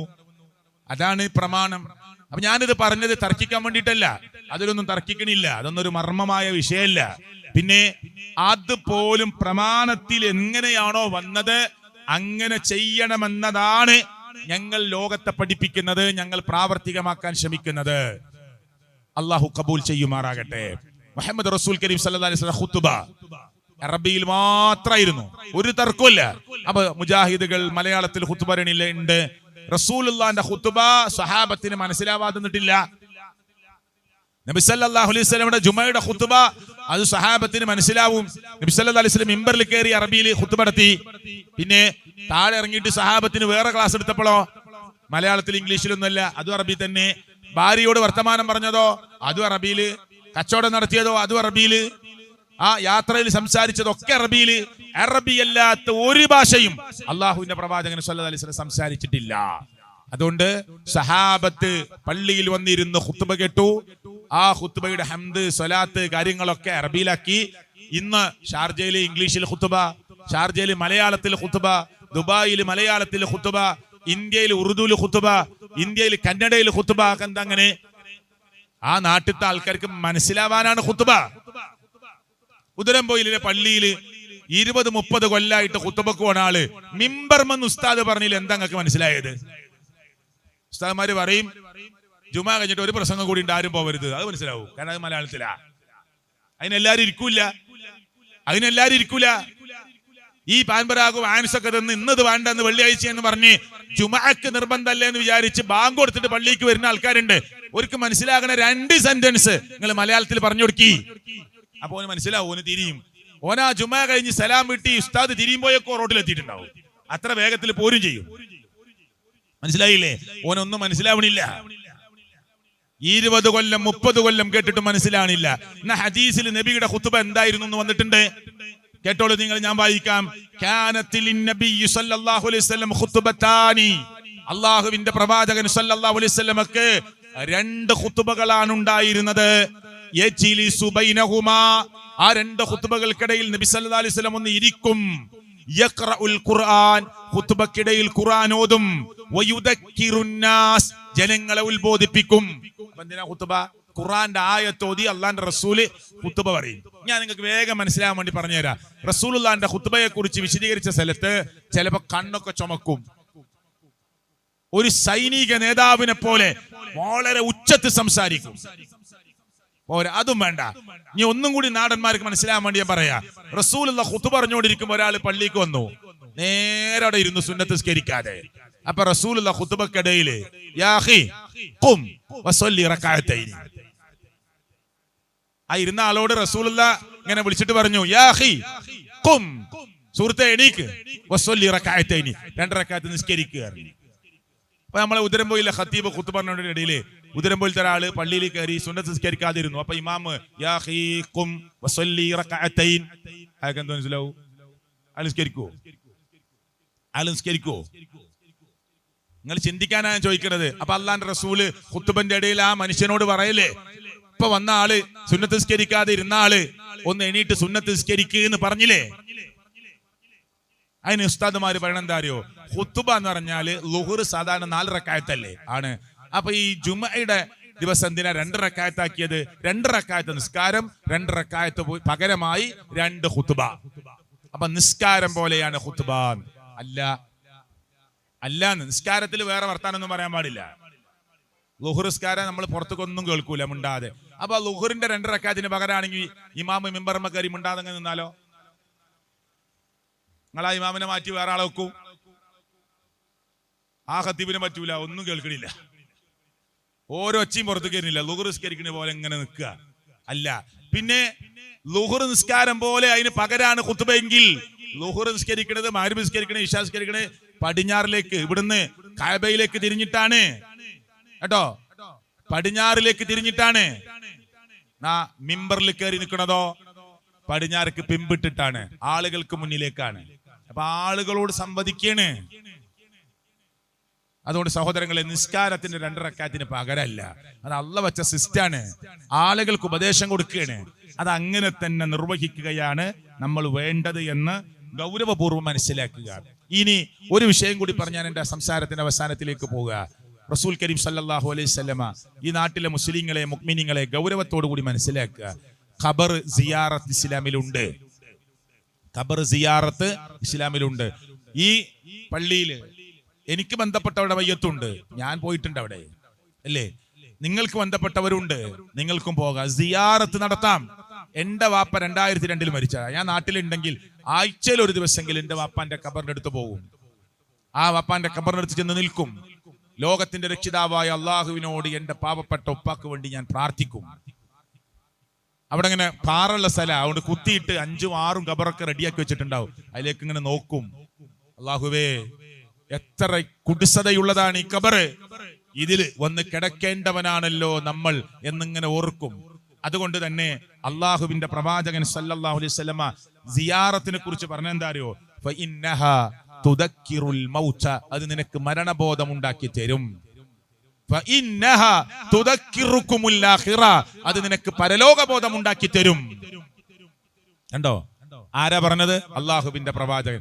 അതുകൊണ്ട് പുരുഷന്മാരോട് പ്രത്യേകം പറഞ്ഞു, നിങ്ങൾ പോയി ഖബർ സിയാറത്ത് ചെയ്യണം. നിങ്ങൾക്ക് മരണബോധം ഉണ്ടാകും, നിങ്ങൾക്ക് പരലോകബോധം ഉണ്ടാകും. ഈ സിയാറത്ത് ഇപ്പൊ ഞാൻ പറഞ്ഞു, യാഹൂദങ്ങളുടെ നേർച്ച, പട്ടാമ്പി നേർച്ച, ആ അങ്ങ് തിരുവനന്തപുരത്ത് ഭീമാ ഉമ്മാച്ചയുടെ നേർച്ച, അല്ലെങ്കിൽ ഏതെങ്കിലും അറിയപ്പെട്ട മക്ബറകളുമായി ബന്ധപ്പെട്ട നേർച്ച, ആന, നെറ്റിപ്പട്ടം, അതിന്റെ പരിസരത്ത് യന്ത്ര ഊഞ്ഞാല്, മരണക്കിണറ്, പിന്നെ പട്ടികളുടെ സർക്കസ്, അങ്ങനെ കോമാളിത്തരങ്ങൾ, കോപ്രായങ്ങളൊക്കെ ഉണ്ടാവും. അവിടെ പോയി ഈ നേർച്ചയിൽ പങ്കെടുത്ത് ബാപ്പി ഉമ്മി 2 മക്കളും 3 മക്കളും കാറിൽ വരുമ്പോ എന്തായിരിക്കും ചർച്ച? ബാപ്പാ കുറച്ചുകൂടി ഉഷാറാണ് കേട്ടോ നമ്മള്, അവിടെ പോയിട്ട് ആകെ മനസ്സിന് ബേജാറായി, പേടിയായി എന്ന് പറയോ? കുട്ടികൾ എന്താ പറയാ? കഴിഞ്ഞ പ്രാവശ്യം 4 കാറും 3 ബൈക്കും ഉണ്ടായിരുന്നു, ഈ പ്രാവശ്യം നഷ്ടമായി 2 കാറുള്ളൂ. ഇങ്ങനൊരു ഏർപ്പാട് പ്രിയപ്പെട്ടവരെ ഇസ്ലാമിലില്ല. ഖബർ കെട്ടിപ്പൊക്കാൻ പോലും ഇസ്ലാമിൽ അനുവാദമില്ല. മുത്ത് നബി സല്ലല്ലാഹു അലൈഹി വസല്ലം ഖബർ പോലും അള്ളാഹുവിന്റെ പ്രവാചകന്റെ ഖബർ പോലും നമ്മൾ ആരും കണ്ടിട്ടില്ല. എത്രയോ തവണ മദീനത്ത് പോകാൻ നിങ്ങൾക്കും നമുക്കൊക്കെ ഭാഗ്യം കിട്ടിയിട്ടുണ്ട്. ഞങ്ങളൊക്കെ പോയിട്ടുണ്ട് കുറെ തവണ, 1, 2, 4, 5, 6 അല്ല, ഒരുപാട് തവണ പോയിട്ടുണ്ട്. പക്ഷെ എത്ര നോക്കിയാലും അള്ളാഹുവിന്റെ പ്രവാചകൻ സല്ലല്ലാഹു അലൈഹി വസല്ലം ഖബർ നമുക്ക് ആർക്കും കാണാൻ പറ്റൂല. ആദ്യമായിട്ട് ഉംറക്കൊക്കെ പോയിട്ട് മദീനത്ത് പോയി തിരിച്ചു വന്നിട്ട് ആൾക്കാർ പറയും, ഞാൻ കണ്ടു മമ്പറത്ത് പോയ മാതിരിക്ക് എന്നെ ഗിന്നസ് ബുക്കിൽ ചേർക്കേണ്ട അവാർഡ് ഇട്ടേണ്ട നോണയാണ്. വെറുതെ പറയാണ്. നോക്കിയാൽ ഒരു കർട്ടൻ ഇങ്ങനെ കാണാം, അതിന്റെ ഉള്ളിലാണ് ആയിഷ ബീബി റളിയല്ലാഹു അൻഹയുടെ വീടിന്റെ ചുമര്. അന്ന് ഈത്തപ്പന ഓല കൊണ്ടുണ്ടാക്കിയ ചുമര് അതൊക്കെ ദ്രവിച്ചു പോയി, സാധാ ചുമര. അതിന്റെ ഉള്ളിൽ, റൂമിന്റെ ഉള്ളിലാണ് ഈ 3 മഹാരഥന്മാരുടെ മുത്തുനബി സല്ലല്ലാഹു അലൈഹി വസല്ലം അടക്കമുള്ള ആയിഷ ബീബി റളിയല്ലാഹു അൻഹയുടെ വീടാണത്. ആയിഷ ബീബിയുടെ ഉപ്പാന്റെ അബൂബക്കർ സിദ്ദീഖ് റളിയല്ലാഹു അൻഹുവിന്റെ ഖബർ, ഉമർ ഇബ്നുൽ ഖത്താബ് റളിയല്ലാഹു ഈ റൂമിനുള്ളിൽ. അത് കണ്ട സഹാബികൾ എഴുതി വെച്ച എന്താ അറിയോ? ഒരു ചാൺ ഉയരത്തിൽ ചെരക്കല്ല് വാരി വിതറിയ പോലെ, ഇങ്ങനെ മണ്ണ് പരന്ന് ചെരക്കല്ല് വിതറിയിട്ട പോലെ ഒരു ചാൺ ഉയരത്തിലാണ് ആ ഖബറുള്ളത് എന്ന് സഹാബികൾ എഴുതി വെച്ചു. എന്നിട്ട് നമ്മൾ പോയിട്ട് പറയാണ്, ഞാൻ കണ്ടു നല്ല ഹൈറ്റ് ഉണ്ട്, അങ്ങനെയാണ് ഇങ്ങനെയാണ്. വെറുതെ എന്തിനാ സുഹൃത്തുക്കളെ മുത്തുനബി സല്ലല്ലാഹു അലൈഹി വസല്ലം പേരിൽ കളവ് പറയുന്നത്? എഴുതി വെച്ച സഹാബികളുടെ ഒരു വാചകം മാത്രം ഞാൻ ഇപ്പൊ വായിക്കാം. അള്ളാഹുവിന്റെ പ്രവാചകൻ സല്ലല്ലാഹു അലൈഹി വസല്ലം ഖബറിനെ കുറിച്ച് സഹാബികൾ പറയാ, റുഫിഅ ഉയർത്തപ്പെട്ടിട്ടുണ്ട്, ഖബറുഹു മുത്തുനബിയുടെ ഖബർ, മിനൽ അർളി ഭൂമിയിൽ നിന്ന്, നഹ്വം മിൻ ശിബർ ഏകദേശം ഒരു ചാണ്. ഒരു ചാണെന്നെ ഉറപ്പിച്ചു പറയണില്ല, ഏകദേശം ഒരു ചാണ്. എന്താ സഹാബികൾ എഴുതി വെച്ച കിതാബിലുള്ളത്? എന്നിട്ട് നമ്മൾ പറയാണ് അത് ഉയർത്തിയ ഖബറാണ്. ഇല്ല സുഹൃത്തുക്കളെ, അത് ആയിഷ ബീബി പറഞ്ഞ എന്താ അറിയോ? ആളുകളെ കുറിച്ച് പേടിയില്ലായിരുന്നുവെങ്കിൽ ഈ ഖബർ എല്ലാവർക്കും കാണുന്ന വിധത്തിൽ ഓപ്പൺ ആയ ഒരു സ്ഥലത്ത് ഈ ഖബർ വെക്കുമായിരുന്നു. പക്ഷേ ആളുകളെ ഭയപ്പെട്ടിട്ടാണ്. മനസ്സിലായില്ലേ? ഈ നാട്ടിൽ അഡ്രസ്സും കൂടി ഇല്ലാത്ത ആളുകളുടെ ഖബറിന്റെ അടുത്ത് ഒരു മണ്ണുണ്ടോണ ആൾക്കാരാ. അപ്പൊ റസൂലുള്ളാഹിന്റെ ഖബറൊക്കെ പുറത്ത് വെച്ച എന്തായിരിക്കും അവസ്ഥ? എന്തായിരിക്കും അവസ്ഥ? അത് പേടിച്ചിട്ടാണ് ഇത് ഉള്ളിലാക്കിയത് എന്ന് ആര് പറയുന്നത്? ഈ മണ്ണുണ്ടോണ കഥ ആയിഷ ബീബി പറഞ്ഞിട്ടില്ല കേട്ടോ. പിന്നെ ആയിഷ ബീബി പറഞ്ഞു പേടിച്ചിട്ടാണ്, ഭയപ്പെട്ടിട്ടാണ് അത് ഉള്ളിലാക്കിയത്. ഇല്ലെങ്കിൽ അത് ഒരു ഓപ്പൺ സ്ഥലത്ത്, പൊതുസ്ഥലത്ത് എല്ലാവർക്കും കാണുന്ന വിധത്തിലാക്കുമായിരുന്നു. അള്ളാഹുവിന്റെ പ്രവാചകൻ ലോകത്തുനിന്ന് വിട പറയുന്ന അന്ന് അള്ളാഹുവിനോട് ദുആ ചെയ്തത് എന്താണെന്നറിയോ? ആയിഷ ബീബി റളിയല്ലാഹു അൻഹയുടെ മടിയിൽ കിടന്ന്, ആയിഷ ബീബി റളിയല്ലാഹു അൻഹയുടെ മടിയിൽ കിടന്ന് മുത്തുനബി ലോകത്തുനിന്ന് വഫാത്താകുന്നെന്ന് പറഞ്ഞത് എന്താണെന്നറിയുമോ? അല്ലാഹുമ്മ അല്ലാഹുവേ ലാ തജ്അൽ ഖബരി ഈദാ, പടച്ചവനേ എന്റെ ഖബറിടത്തെ നീ ഉത്സവ പറമ്പാക്കി കൊടുക്കരുത് അല്ലാഹ്. അല്ലാഹുമ്മ ലാ തജ്അൽ ഖബരി വസനൻ യുഅബദ്, പടച്ചവനേ എന്റെ ഖബറിനെ ഒരു ആരാധിക്കപ്പെടുന്ന ബിംബമാക്കരുത് റബ്ബേ. എന്താ ഹദീസിലുണ്ടോ? ഞാൻ ഇതൊക്കെ തെളിവിന്റെ അടിസ്ഥാനത്തിലാണ് പറഞ്ഞത്. ലഅനത്തുല്ലാഹ്, അല്ലാഹുവിന്റെ ശാപമുണ്ട് അലൽ യഹൂദി വൻ നസ്വാറ, നസ്വാറാക്കളുടെ മേൽ, യഹൂദികളുടെ മേൽ, ജൂതലോപികളുടെ മേൽ അല്ലാഹുവിന്റെ ശാപമുണ്ട്. നബി പറയാ വഫാത്താകുന്നന്ന് ഇത്തഖദു ഖുബൂറ അംബിയാഇഹിം മസാജിദാ, ജൂതന്മാർക്കും നസ്വാറാക്കൾക്കും ഒരു നബിയുടെ ഖബർ കിട്ടിയാൽ അതിനെ ആരാധനാ കേന്ദ്രമാക്കി അവർ മാറ്റും. എന്നിട്ട് പറയാ അല്ലാഹുവേ എന്റെ ഖബറിനെ നീ വിട്ടുകൊടുക്കരുത് അല്ലാഹ്, ഒരു ആരാധിക്കപ്പെടുന്ന ബിംബമാക്കി എന്റെ ഖബറിനെ ഒരു ഉത്സവം നടത്തുന്ന കേന്ദ്രമാക്കി കൊടുക്കരുത് അല്ലാഹ്. ആ പ്രാർത്ഥന അല്ലാഹ് സ്വീകരിച്ച് ഇന്നും അതിനെ ഭദ്രമാക്കി വച്ചിരിക്കുന്നു. ക്ലിയർ അല്ലേ?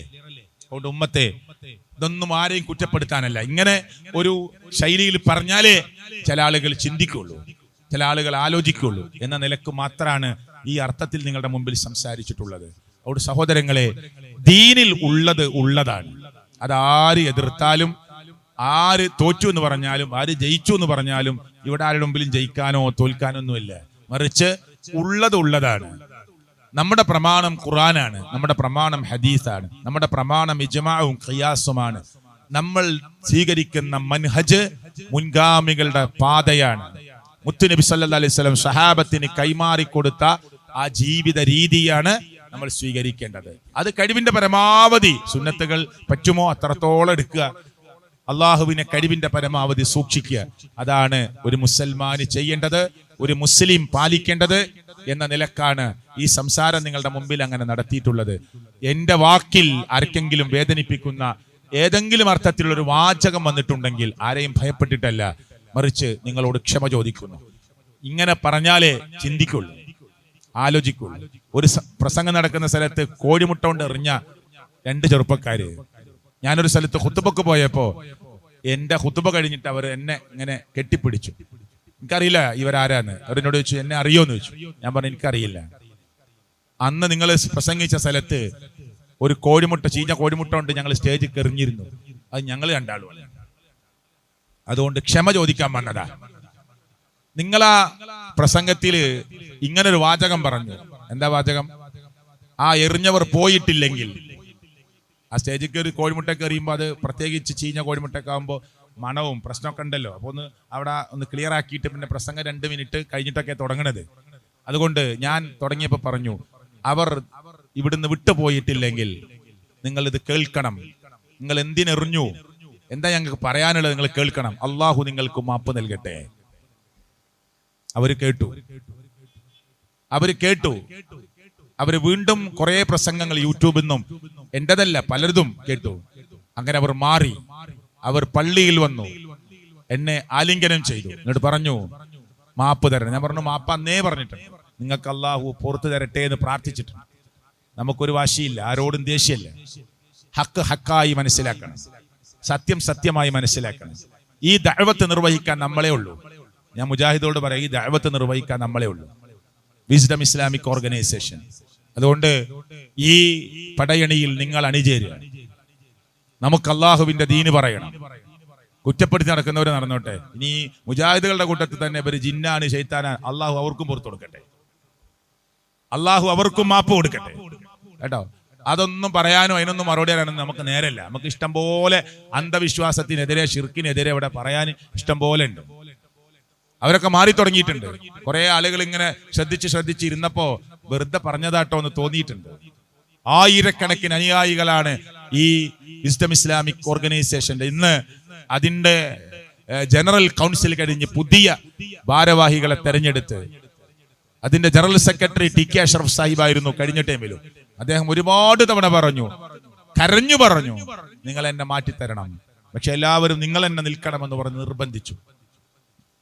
800ഓളം കൗൺസിലർമാരാണ് ഓരോ മണ്ഡലത്തിനെ പ്രതിനിധീകരിച്ചുകൊണ്ട് അവിടെ രാവിലെ 8 മണി തുടങ്ങിയ കൗൺസിലിൽ വന്നു ചേർന്നിട്ടുള്ളത് അല്ലേ. ഇവിടെ ആയിരക്കണക്കിന് അനുയായികളാണ് അള്ളാഹുവിന്റെ ഈ ദഅവാ രംഗത്ത് ഒറ്റക്കെട്ടായി. വിസ്ഡം ഹൗസ് കോഴിക്കോടിന്റെ ഹൃദയഭാഗത്ത് ഉയർന്നുകൊണ്ടിരിക്കുകയാണ്. അൽഹംദുലില്ലാഹ്. അതിന്റെ പണി ആരംഭിച്ചു, അതിന്റെ പില്ലർ വർക്കുകൾ തുടങ്ങിക്കഴിഞ്ഞു. വിശാലമായ സൗകര്യത്തോടുകൂടി ഒരുപാട് വാഹനങ്ങൾക്ക് പാർക്ക് ചെയ്ത് അവിടെ നടക്കുന്ന പരിപാടികളിൽ, ക്ലാസ്സിൽ, പള്ളിയിൽ പങ്കെടുക്കാൻ പറ്റുന്ന സ്ത്രീകൾക്കും പുരുഷന്മാർക്കും വിപുലമായ സൗകര്യത്തോടു കൂടിയുള്ള വലിയ ഒരു പ്രൊജക്ട് കോഴിക്കോടിന്റെ ഹൃദയഭാഗത്ത് ഉയർന്നുകൊണ്ടിരിക്കുകയാണ്. അൽഹംദുലില്ലാഹ് സുമ്മ അൽഹംദുലില്ലാഹ്. അതുകൊണ്ട് ആര് എന്തൊക്കെ പറഞ്ഞിട്ടുണ്ടോ, നമ്മൾ അള്ളാഹുവിനോട് മാത്രം പ്രാർത്ഥിക്കുന്നവരാണ്, അവനെ മാത്രം ആരാധിക്കണമെന്ന് സമൂഹത്തെ പഠിപ്പിക്കുന്നവരാണ്. ഒരു ഓർമ്മയുടെ മൈന്യൂട്ട് പോയിന്റ് ബാക്കിയാകുമ്പോൾ വരെ പടച്ചവനെ ഈ റൂട്ടിൽ നിന്ന് തെറ്റിക്കല്ലേ, നിന്റെ കലിമത്ത് തൗഹീദിന് വേണ്ടി വിയർപ്പ് തുള്ളികളോടുകൂടി മരിക്കാൻ ഭാഗ്യം നൽകണേ എന്ന് ലോകത്തിന്റെ രക്ഷിതാവായ റബ്ബിനോട് ദുആ ചെയ്തുകൊണ്ടിരിക്കുന്നവരാണ്. അള്ളാഹുവെ നീ സ്വീകരിക്കണേ അല്ലാഹ്, നീ കബൂൽ ചെയ്യണേ അല്ലാഹ്. അള്ളാഹുവേ നീ ഏറ്റവും ഹൈറായ ഈ ദഅവത്തിന്റെ മേഖലയിൽ ഐക്യകണ്ഠേന മുന്നോട്ട് പോകാനുള്ള ആത്മധൈര്യവും അള്ളാഹുവേ ഏറ്റവും നല്ല ആർജവവും നൽകി നീ അനുഗ്രഹിക്കണേ അല്ലാഹ്. അള്ളാഹുവെ മുസ്ലിം ഉമ്മത്തിനെ വേട്ടയാടാൻ ആഗ്രഹിച്ചുകൊണ്ട് ഹിഡൻ അജണ്ടകൾ തയ്യാറാക്കുന്നവരെ നീ ഒറ്റപ്പെടുത്തണേ അല്ലാഹ്. ഫലസ്തീനിന്റെ മണ്ണിൽ അള്ളാഹുവേ എല്ലാം അവസാനിച്ചു എന്ന് പറഞ്ഞിട്ട് വെടി ഇനി ഒരിക്കലും ഉതിർക്കുകയില്ല, വെടി നിർത്തലാക്കിയിരിക്കുന്നു എന്ന് പറഞ്ഞ് കരാറിലൊപ്പിട്ട് നടന്നു വരുന്ന തിരിച്ചു വരുന്ന ഫലസ്തീനിന്റെ പിഞ്ചോമന മക്കളുടെ ഹൃദയത്തിൽ അല്ല, അവിടെ നെഞ്ചിന് നേരെ വെടിയുതിർക്കുന്ന ജൂതപട്ടാളമേ, അവരോട് നമുക്ക് പറയാനുണ്ട്, അള്ളാഹുവിന്റെ സല്ലല്ലാഹു അലൈഹി വസല്ലമയുടെ, അള്ളാഹുവിന്റെ പ്രവാചകൻ സല്ലല്ലാഹു അലൈഹി വസല്ലമയുടെ പ്രവചനമുണ്ട്, ഖുദ്സ് ചിരിക്കാതെ ലോകം അവസാനിക്കില്ല. ഖുദ്സ് ചിരിക്കാതെ ലോകം അവസാനിക്കില്ല. അതൊക്കെ പ്രമാണത്തിൽ വന്നതാണ്. എന്തൊക്കെ കാണിച്ച് ഇസ്ലാമിനെ തകർക്കാൻ ജൂതന്മാർ ഏതൊക്കെ കുപ്പായമണിഞ്ഞാലും അവർ നിരാശയോടുകൂടി നെട്ടോട്ടമോടുന്ന ഒരു ദിവസം വരാനുണ്ട്. ഇൻഷാ അല്ലാഹ് കാത്തിരിക്കണമെന്ന് അള്ളാഹു പറഞ്ഞതാണ്. കാത്തിരിക്കുന്നു മുസ്ലിം ലോകം. അള്ളാഹു ആ ഫലസ്തീനിലെ മക്കൾക്ക്, അവിടുത്തെ സഹോദരിമാർക്ക് അള്ളാഹു അഭയം നൽകുമാറാകട്ടെ. ഒരു സ്വതന്ത്ര ഫലസ്തീൻ അള്ളാഹു അവർക്ക് നൽകി അനുഗ്രഹിക്കുമാറാകട്ടെ. സമയം ഞാൻ വിചാരിച്ച സമയമായിട്ടുണ്ട്. ഉദരംപൊയിലെ മനുഷ്യരോട് നിർത്തുമ്പോൾ ഒന്നുകൂടി പറയാ, കല്യാണങ്ങളിലെ ദൂർത്ത് ഉദരംപൊയിൽ എന്നല്ല, എല്ലാ സ്ഥലത്തും. ഞാൻ മിനിഞ്ഞാന്ന് യാത്രയിൽ തിരുവനന്തപുരത്ത് ഒരു നിക്കാഹിന്റെ ഖുത്ബക്ക് പങ്കെടുത്തു. സഹോദരങ്ങളെ, മാതൃകാപരമായ ഒരു കല്യാണമായിരുന്നു. കേരളത്തിൽ നിക്കാഹുകളാവുന്നുണ്ടോ എന്ന് ചോദിക്കേണ്ട ഒരവസ്ഥയിലേക്ക് കല്യാണ സദസ്സുകൾ മാറുകയാണ്, അല്ലേ? എന്തൊക്കെ കാട്ടിക്കുട്ടലുകളാണ്. അവിടെ ഒന്നും ആണിന്റെ മീശയും ആ നട്ടല്ലൊന്നും കാണില്ല. അവിടെ വാപ്പങ്ങനെ ഒന്നിനും പറ്റാത്ത ഒരാളായി. ഞാൻ പറഞ്ഞിട്ട് കാര്യമില്ല. അതൊക്കെ ഇന്നത്തെ പുതിയ തലമുറ ഓന്റെ ഇഷ്ട, ഓന്റെ കൂട്ടുകാരിഷ്ട എന്ന് പറഞ്ഞ് നമ്മളെ പൈസയില്, നമ്മുടെ വീട്ടില്, നമ്മുടെ മുറ്റത്ത് ഇങ്ങനെയൊക്കെ കാട്ടിക്കൂട്ടാൻ നിങ്ങൾ നിന്നു കൊടുക്കുന്നുവെങ്കിൽ അതൊക്കെ വളരെ വളരെ കേട്ടോ മോശപ്പെട്ട അവസ്ഥയാണ് എന്ന് മനസ്സിലാക്കണം. പ്രതികരിക്കണം, നമ്മൾ ഇറങ്ങിപ്പോകണം അവിടുന്ന്. ഈ കാട്ടിക്കൂട്ടലുകൾക്ക് നിന്നു കൊടുക്കാൻ ഒരു മുസ്ലിമിന് പാടില്ല. കണ്ണൂരിന്റെ ഭാഗത്ത് ഞാൻ പ്രസംഗിക്കാൻ ചെല്ലുമ്പോൾ അവിടുത്തെ ഒരു പോലീസ് ഉദ്യോഗസ്ഥൻ എന്നോട് പറഞ്ഞു, SI പറയാണ്, ഇവിടുത്തെ പള്ളിയിലെ, കണ്ണൂരിന്റെ കാസർഗോഡിന്റെ ഇടയിലാട്ടോ, ഇവിടുത്തെ പള്ളിയത്തെ മയ്യത്ത് കട്ടിലാണ്, ഇവിടുന്ന് ഒരു കല്യാണത്തിന് പുതിയാപ്പിളെ കൊണ്ടുപോയത്. മനസ്സിലാണ്ടോ ഞാൻ പറയണത്?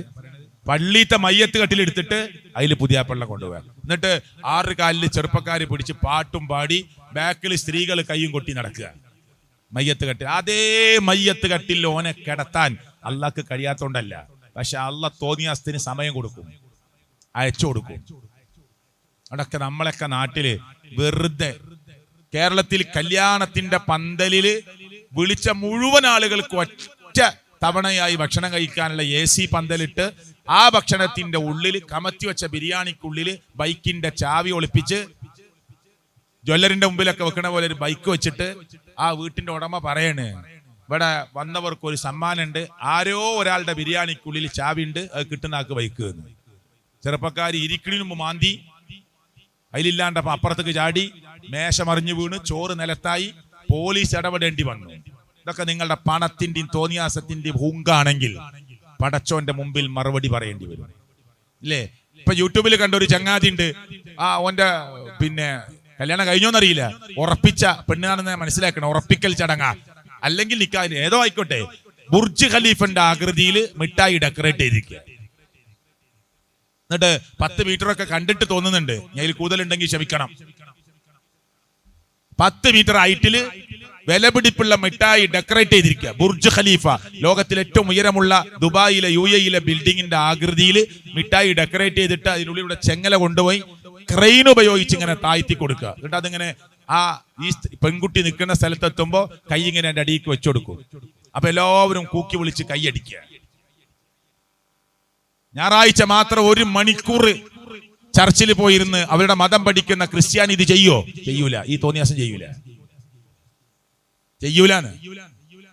ഹിന്ദുക്കളുടെ കല്യാണം എന്ന് പറഞ്ഞാൽ ഒരു അതപോട് കൂടി അവരുടെ കാഴ്ചപ്പാടിൽ വളരെ സവിശേഷമായ ഒരു ചടങ്ങാണ് ആ താലികെട്ടൊക്കെ. അതൊക്കെ വളരെ അവരുടെ വിശ്വാസപ്രകാരം ഒരു മഹത്വപൂർവമായ കർമ്മമായിട്ടേ ചെയ്യുള്ളൂ. ഈ തോന്നിയാസത്തിന് നിൽക്കൂല. JCBയുടെ ബക്കറ്റില് പുതിയാപ്പിള്ളി ഇരുത്തി അങ്ങാടി കൂടി കൊണ്ടുപോകുക. കുതിരപ്പുറത്ത് കയറ്റിയിരുത്താൻ നോക്കിയിട്ട് വീണ് കല്യാണത്തിന് അന്ന് കാല് പൊട്ടി. എന്താ ഇതൊക്കെ? ഇതിനൊന്നും ഒരൊറ്റ കുട്ടി മിണ്ടൂല, ഒരു കമ്മിറ്റി മിണ്ടൂല, ഒരാളും മിണ്ടൂല, നാട്ടുകാരും മിണ്ടൂല. എല്ലാവരും മൗനം പാലിച്ച് ഇങ്ങനെ മിണ്ടാതെ നിൽക്കുക. കല്യാണത്തിന്റെ തലേന്ന് എല്ലാ മ്യൂസിക് അകമ്പടിയോടുകൂടി അരങ്ങ് തകർത്ത് ഗാനമേളയാണ്. പൈസ എല്ലാരും നാളെ പോകുമ്പോ കവറിലിട്ട് പൈസയും കൊടുക്കണം. ഈ തോന്നിയാസത്തിന് സഹായിക്കാൻ പറ്റുമോ? ഈ വൃത്തികേടിന് സഹായിക്കാൻ പറ്റുമോ? അതിന് പൈസയും കൊടുത്ത് ഗാനമേള ടീമിനെ കൊണ്ടുവരിക. ഇത് പിറ്റേന്ന് പോയിട്ട് എല്ലാവരും കവറിലിട്ട് 500, 100, 1000 കൊടുക്കുക. ഇതൊക്കെ ഉണർന്ന് പ്രവർത്തിക്കണം. ആവശ്യമില്ലാത്ത സ്ഥലത്ത് ഓടി വരുന്ന ചെറുപ്പക്കാരുണ്ട്. ചെറിയൊരു ബഹളം ഉണ്ടായാൽ മതി. ഒരു ബൈക്ക് ഇതിലെ പോകുമ്പോ ആ ബൈക്കിന്റെ സ്റ്റാൻഡ് തട്ടാൻ മറന്നാ മതി. അത് പ്രശ്നം തന്നെയാണ്, പറയണം. അത് പറയാൻ വേണ്ടി ബേക്കിത്തെ ചങ്ങായി ബൈക്ക് എടുത്ത് പോയിട്ട് ഓൻ സ്പീഡിൽ വിട്ടിട്ട് ഓന്റെ പിന്നാലെ പോയി മറിഞ്ഞു വീഴുക. അത്ര സ്നേഹ. ഈ നടക്കണ തോന്നിയാസത്തിനെതിരെ ഒരൊറ്റ കുട്ടി മിണ്ടൂല, കൂടിക്കൊടുക്കുക. ഓൻ എന്റെ കല്യാണത്തിന് ഇവിടെ വന്ന് പ്രശ്നം ഉണ്ടാക്കിയതാണ്, അതുകൊണ്ട് ഓന്റെ കല്യാണത്തിന് കൊളാക്കണം എന്ന നാടൻ ഭാഷയെ പറയാ. അതിന് ബഹളം ഉണ്ടാക്കുക, അതിനാരും മിണ്ടണില്ല, ചിരിച്ചിരിക്കുക. സ്ത്രീകളും കണ്ടിരിക്കുക, പുരുഷന്മാരും കണ്ടിരിക്കുക. ബാപ്പ, ആ എളാപ്പ, മുത്താപ്പ അവരൊക്കെ പറയാണ്, ഞങ്ങളൊന്നും പറഞ്ഞിട്ട് കാര്യമില്ല, ഇതൊക്കെ അവസാനിപ്പിക്കണം എന്ന് ഞാൻ നിങ്ങളോട് പ്രത്യേകമായി ഉണർത്തുകയാണ്. ലഹരിക്കെതിരെ ഈ നാട് ഒന്നിച്ചു നിൽക്കണം. ഇവിടുത്തെ പോലീസ് ഉദ്യോഗസ്ഥന്മാർ ഏത് കാളിയാവ് സ്റ്റേഷൻ ഉണ്ടോ? കാളിയാവ് സ്റ്റേഷൻ ഉണ്ടോ? ആ, കാളിയാവ് പോലീസുകാരോ എന്റെ സ്റ്റേഷൻ എടക്കരയാണ്. എടക്കരത്തെ പോലീസുകാരൊന്നും ഉദ്ദേശിച്ചാൽ എടക്കരത്തെ പരിധിക്കുള്ളിലെ ഈ മയക്കുമരുന്നും കഞ്ചാവൊന്നും നിൽക്കൂല. കാളികാവിലെ പോലീസ് ഉദ്യോഗസ്ഥന്മാര് ചിലപ്പോ ഒരു 10-20 ആളുണ്ടാവും. അവര് വിചാരിച്ചാല് ഇതിന്റെ മുക്കുമൂലകളിൽ നടക്കുന്ന ഈ ലഹരി MDM നിൽക്കൂല. ഇവിടുത്തെ കോൺഗ്രസും ഇവിടുത്തെ ലീഗും ഇവിടുത്തെ CPM-ഉം CPI ആരൊക്കെ ഉണ്ടോ, എല്ലാ രാഷ്ട്രീയ പാർട്ടിയും എല്ലാവരും ഒന്നിച്ചു നിന്നിട്ട് പറയണം, ഞങ്ങളെ കൂട്ടത്തിൽപ്പെട്ട ഒരാളെ ഞങ്ങളുടെ മക്കളെ വഴിപിടപ്പിക്കാൻ വേണ്ടി MDM വിൽക്കുന്നവരായി നിങ്ങൾ കണ്ടിട്ടുണ്ടെങ്കിൽ, കൈമാറ്റം ചെയ്യുന്നവരായി കണ്ടിട്ടുണ്ടെങ്കിൽ, രാഷ്ട്രീയം നോക്കാതെ ഒറ്റക്കെട്ടായി നിന്നിട്ട് പറയണം, ഒരു നികുതി ചീട്ടുമായി ജാമ്യത്തിനില്ലാന്ന് പറയാൻ പറ്റുമോ നിങ്ങൾക്ക്? നാട്ടിൽ മാറ്റം ഉണ്ടാവും. നമ്മളാളാ നല്ല ഉള്ളു കൂടി പുറത്തേക്ക് ഇറക്കും. നമ്മളെ പാർട്ടിപ്പെട്ട ആളാ നല്ല ഉള്ളു കൂടി പുറത്തേക്ക് ഇറക്കും. ആർക്കാ കൊടുക്കണമെന്നിട്ട്? നിങ്ങളെ പേരെ കുട്ടിക്ക്. ആർക്കാ കൊടുക്കുന്നത്? നിങ്ങളെ മകളെ കുട്ടിക്ക്, നിങ്ങളെ മകന്റെ കുട്ടിക്ക്, നിങ്ങളെ മകന് അല്ലേ? ഈ തോന്നിവാസത്തിന്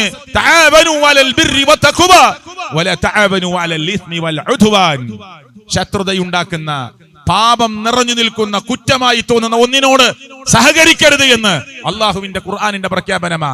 സഹകരിക്കേണ്ടത് പുണ്യമുള്ള വിഷയത്തിനാ. അപ്പൊ അവിടെ ഒറ്റക്കെട്ടായി നിൽക്കണേ വെറുതെ ഒരു സ്റ്റേജ് കെട്ടി അതിൽ കോൺഗ്രസിന്റെ ആളും ലീഗിന്റെ ആളും CPM-ന്റെ ആളും വന്ന് സ്റ്റേജ് കെട്ടി നമ്മളെ നാട്ടിൽ ഒറ്റക്കെട്ടായി കതറിന്റെ കുപ്പായിട്ട് വന്നാണ്ട് ഉഷാറാണ്, ഇനി ഇവിടെ ഒറ്റ കുട്ടിനെ വിടൂല എന്നൊക്കെ പറഞ്ഞ് പുറത്തേക്ക് ഇറങ്ങുമ്പോ ഒരു ഫോൺ വന്ന് നമ്മളിൽപ്പെട്ട ഒരാളെ പിടിച്ചിട്ടുണ്ട്, അത് മേലണ്ട് ഇറക്കിക്കളാ, കാര്യം ഉണ്ടാവില്ല, നടക്കൂല. മനസ്സിലായില്ലേ? ഇതൊരു നാടകമായിട്ട് കൊണ്ടുപോയിട്ട് കാര്യമില്ല. അതുകൊണ്ട് ഇടപെടേണ്ട സ്ഥലത്ത് ഇടപെടണം. 60 വയസ്സുള്ള മനുഷ്യനാണ് MDM കുട്ടികൾക്ക് കൊടുത്തിട്ട് പിടിച്ചത്. പേരക്കുട്ടിന്റെ പ്രായമുള്ള സ്കൂളിന്റെ മുറ്റത്ത് പോയിട്ട് ഇയാള്, പരിസരത്ത് പോയിട്ട് ഇയാള് വിൽക്കാണ്. ഇയാളുടെ കുട്ടികൾ പഠിക്കണ വേറെ സ്കൂളിൽ വേറെ ആള് കൊടുക്കൂലേ? താൽക്കാലികമായ ഉപജീവനത്തിനും ലാഭത്തിനും ഒരു നൈമിഷികമായ സുഖത്തിനും വേണ്ടി ഈ തോന്നിവാസികളും വൃത്തികേടും ചെയ്യുന്നവോ അള്ളാഹുവിന്റെ പ്രവാചകൻ പറഞ്ഞു, ഉമ്മുൽ ഖബായിസ്, തോന്നിവാസങ്ങളുടെ മ്ലേച്ഛതകളുടെ വൃത്തികേടുകളുടെ മാതാവാണ് ഈ ലഹരി. അത് പറയണം. ഇനി ലോകം അവസാനിക്കാനാകുമ്പോ ഈ വൃത്തികേടൊക്കെ ചെയ്യുന്ന ആളുകളായിരിക്കും ക്ലബിന്റെയും പാർട്ടിന്റെയും എല്ലാറ്റിന്റെയും ലീഡർമാര്. മനസ്സിലായില്ലേ? വെള്ളിയാഴ്ച മാത്രം പള്ളി കയറുന്ന ആളാകാൻ പള്ളിന്റെ പ്രസിഡന്റ്, അയാളെ പുറത്താക്കിയ പ്രശ്നം വെച്ചിട്ട് ആളെ പ്രസിഡന്റ് ആക്കും. അങ്ങനത്തെ കാലം വരാൻ പോവാ. അപ്പം ലോകം നന്നാവൂല. ഒരു ഫുട്ബോൾ കളിയിടക്ക് അവിടുത്തെ നാട്ടിലെ ഏറ്റവും നല്ല കച്ചറുള്ള ആൾക്കാരെ വളണ്ടിയർമാരാക്കണം. എന്തിനാ? പേടിച്ചിട്ടാണ്. അല്ലെങ്കിൽ ഓല് കച്ചറ ഉണ്ടാക്കും. ഈ ഒരു അവസ്ഥയാണ് ഇനി എല്ലാ സംഘത്തിനും വരാൻ പോകുന്നത്. അതുകൊണ്ട് ഉണർന്ന് പ്രവർത്തിക്കണം. അവിടെ സുന്നി, മുജാഹിദ്, ജമാഅത്ത്, തബ്ലീഗ്, ആ മറ്റുള്ള മതങ്ങളെ ഒന്നൊന്നും പറഞ്ഞ് മാറി നിൽക്കാൻ പറ്റില്ല. ഒറ്റക്കെട്ടായി നിന്ന് ശക്തമായി എതിർക്കണം. വീട്ടിന്റെ ഉള്ളിൽ അതിന്റെ ആപത്ത് വന്നതിന് ശേഷം കൈമലർത്തിയിട്ട് കാര്യമില്ല. മൊബൈൽ പിടിച്ചു വാങ്ങിന സ്വന്തം അമ്മയെ കുത്തിക്കൊന്നത്, മൊബൈൽ പിടിച്ചു വാങ്ങിയതിനാ സ്വന്തം അമ്മക്ക് നേരെ വെടിയുതിർത്തത്. അറിയോ? കൂട്ടുകാരന് വേണ്ടിയ സ്വന്തം അമ്മയുടെ കുളിമുറിയിലെ ദൃശ്യം സ്കൂളിലേക്ക് കൊണ്ടുപോയത്. കാലം ഈ മുന്നോട്ട് പോക്കില്, അപകട കുറിക്കുന്ന ഈ മുന്നോട്ടുള്ള പോക്കിൽ പ്രിയപ്പെട്ടവരെ, ഇടപെടാൻ ഇനിയും ആയിട്ടില്ല എന്ന് നിങ്ങൾ വിചാരിച്ച് മൗനം പാലിച്ചാൽ അപകടമാണ് നമ്മെ കാത്തിരിക്കുന്നത്. അള്ളാഹു നമ്മെ കാത്തിരക്ഷിക്കുമാറാകട്ടെ. സംസാരത്തിൽ എവിടെയെങ്കിലും പിഴവ് സംഭവിച്ചിട്ടുണ്ടെങ്കിൽ അള്ളാഹു പുറത്തു നൽകുമാറാകട്ടെ. അള്ളാഹുവേ, നിന്റെ ദീനിനു വേണ്ടി കൂടുതൽ ദഅ്വാ രംഗത്ത് മുന്നോട്ട് പോകാനുള്ള തൗഫീഖ് ഞങ്ങൾക്ക് നീ പ്രദാനം ചെയ്യണേ അല്ലാഹ്. ഞങ്ങളുടെ മാതാപിതാക്കൾ അള്ളാഹുവെ മരണപ്പെട്ടു പോയിട്ടുണ്ട്. അവരുടെ ഖബറിടങ്ങളെ നീ വിശാലമാക്കി കൊടുക്കണേ അല്ലാഹ്. അവർക്കും അള്ളാഹുവെ, ഞങ്ങളുടെ മുൻഗാമികളായ ആളുകൾ മരണപ്പെട്ടു പോയവർ, അള്ളാഹുവെ, ഞങ്ങളുടെ കൂട്ടുകുടുംബങ്ങളിൽ മരണപ്പെട്ടു പോയവർ മഗ്ഫിറത്തും റഹ്മത്തും നൽകണേ അല്ലാഹ്. ഞങ്ങളുടെ പ്രബോധകന്മാരിൽ, പ്രവർത്തകന്മാരിൽ അസുഖമായി കിടക്കുന്ന ധാരാളം ആളുകളുണ്ട്. ശിഫ കൊടുക്കണേ അല്ലാഹ്. സാമ്പത്തികമായ ബുദ്ധിമുട്ട് അനുഭവിക്കുന്ന ഞങ്ങളുടെ സഹോദരങ്ങൾക്ക് സഹോദരിമാർക്ക് അള്ളാഹുവേ നീ പരിഹാരമുണ്ടാക്കി കൊടുക്കണേ അള്ളാഹുവേ മരിക്കുന്നത് എവിടെയാണെന്ന് ഞങ്ങൾക്കറിയില്ല റബ്ബേ നിനക്ക് മാത്രം അറിയുന്ന കാര്യമാണ് റബ്ബേ മരിക്കുമ്പോൾ ലാ ഇലാഹ ഇല്ലല്ലാഹ് എന്ന കലിമത്തു തൗഹീദ് ഉച്ചരിച്ച് മരിക്കാൻ നീ ഞങ്ങൾക്ക് സൗഭാഗ്യം നൽകണേ അള്ളാഹുവേ നിന്റെ ദീനിനു വേണ്ടി ഒരുപാട് മുന്നോട്ട് പോകാൻ ദഅവാ രംഗത്ത് ഏറ്റവും മുന്നിൽ പ്രവർത്തിക്കാൻ സാധിക്കുന്ന ഭാഗ്യവാന്മാരിൽ ഞങ്ങളെ നീ ഉൾപ്പെടുത്തി അനുഗ്രഹിക്കണേ അള്ളാഹുവേ ഞങ്ങളുടെ കൂട്ടത്തിൽപ്പെട്ട ധാരാളം ആളുകളുടെ മക്കൾക്ക് വിവാഹപ്രായമായിട്ടും റബ്ബേ ഉദ്ദേശിച്ചതുപോലെ ഒരു നല്ല വരനെ നല്ല വധുവിനെ കിട്ടാൻ ആഗ്രഹിച്ച് തിരയുന്ന ആളുകൾ അന്വേഷിക്കുന്ന ആളുകൾ അള്ളാഹുവേ അറിയില്ല ചുടി നോക്കാൻ പറ്റില്ല അള്ളാഹുവേ ഇന്ന് ലോകത്ത് പലതും കേൾക്കുന്നു ഏറ്റവും മാന്യനായ നല്ല വധുവിനെ നല്ല വരനെ അള്ളാഹുവേ ഞങ്ങളുടെ കൂട്ടത്തിലെ മക്കൾക്ക് നീ ഒരുക്കി കൊടുത്ത് അനുഗ്രഹിക്കണേ എല്ലാ ധൂർത്തിൽ നിന്നും പൊങ്ങച്ചത്തിൽ നിന്നും ഗർവിൽ നിന്നും അഹന്തയിൽ നിന്നും അഹങ്കാരത്തിൽ നിന്നും അള്ളാഹുവേ നീ ഞങ്ങൾക്ക് പടച്ചവനെ മുക്തി നൽകി നിന്റെ ദീനിൽ വിനയത്തോടുകൂടി പ്രവർത്തിക്കുന്ന ആളുകളുടെ കൂട്ടത്തിൽ ഉൾപ്പെടുത്തണേ അല്ലാഹുമ്മ ഗഫിർ ലിൽ മുഅ്മിനീന വൽ മുഅ്മിനാത്ത് വൽ മുഅ്മിനീന വൽ മുഅ്മിനാത്ത് വൽ മുസ്ലിമീന വൽ മുസ്ലിമാത്ത് അല്ലാഹുമ്മ ഗഫിർ ലിൽ മുഅ്മിനീന വൽ മുഅ്മിനാത്ത് വൽ മുസ്ലിമീന വൽ മുസ്ലിമാത്ത് اللهم غفر للمؤمنين والمؤمنات والمسلمين والمسلمات ربنا تقبل منا إنك أنت السميع العليم ربنا آتنا في الدنيا حسنة وفي الآخرة حسنة وقنا عذاب النار آمين آمين برحمتك يا أرحم الراحمين اللهم خلص قلوبنا من الرياء اللهم خلص قلوبنا من النفاق اللهم خلص قلوبنا من الشرك والكفر آمين آمين برحمتك يا أرحم الراحمين السلام عليكم ورحمة الله وبركاته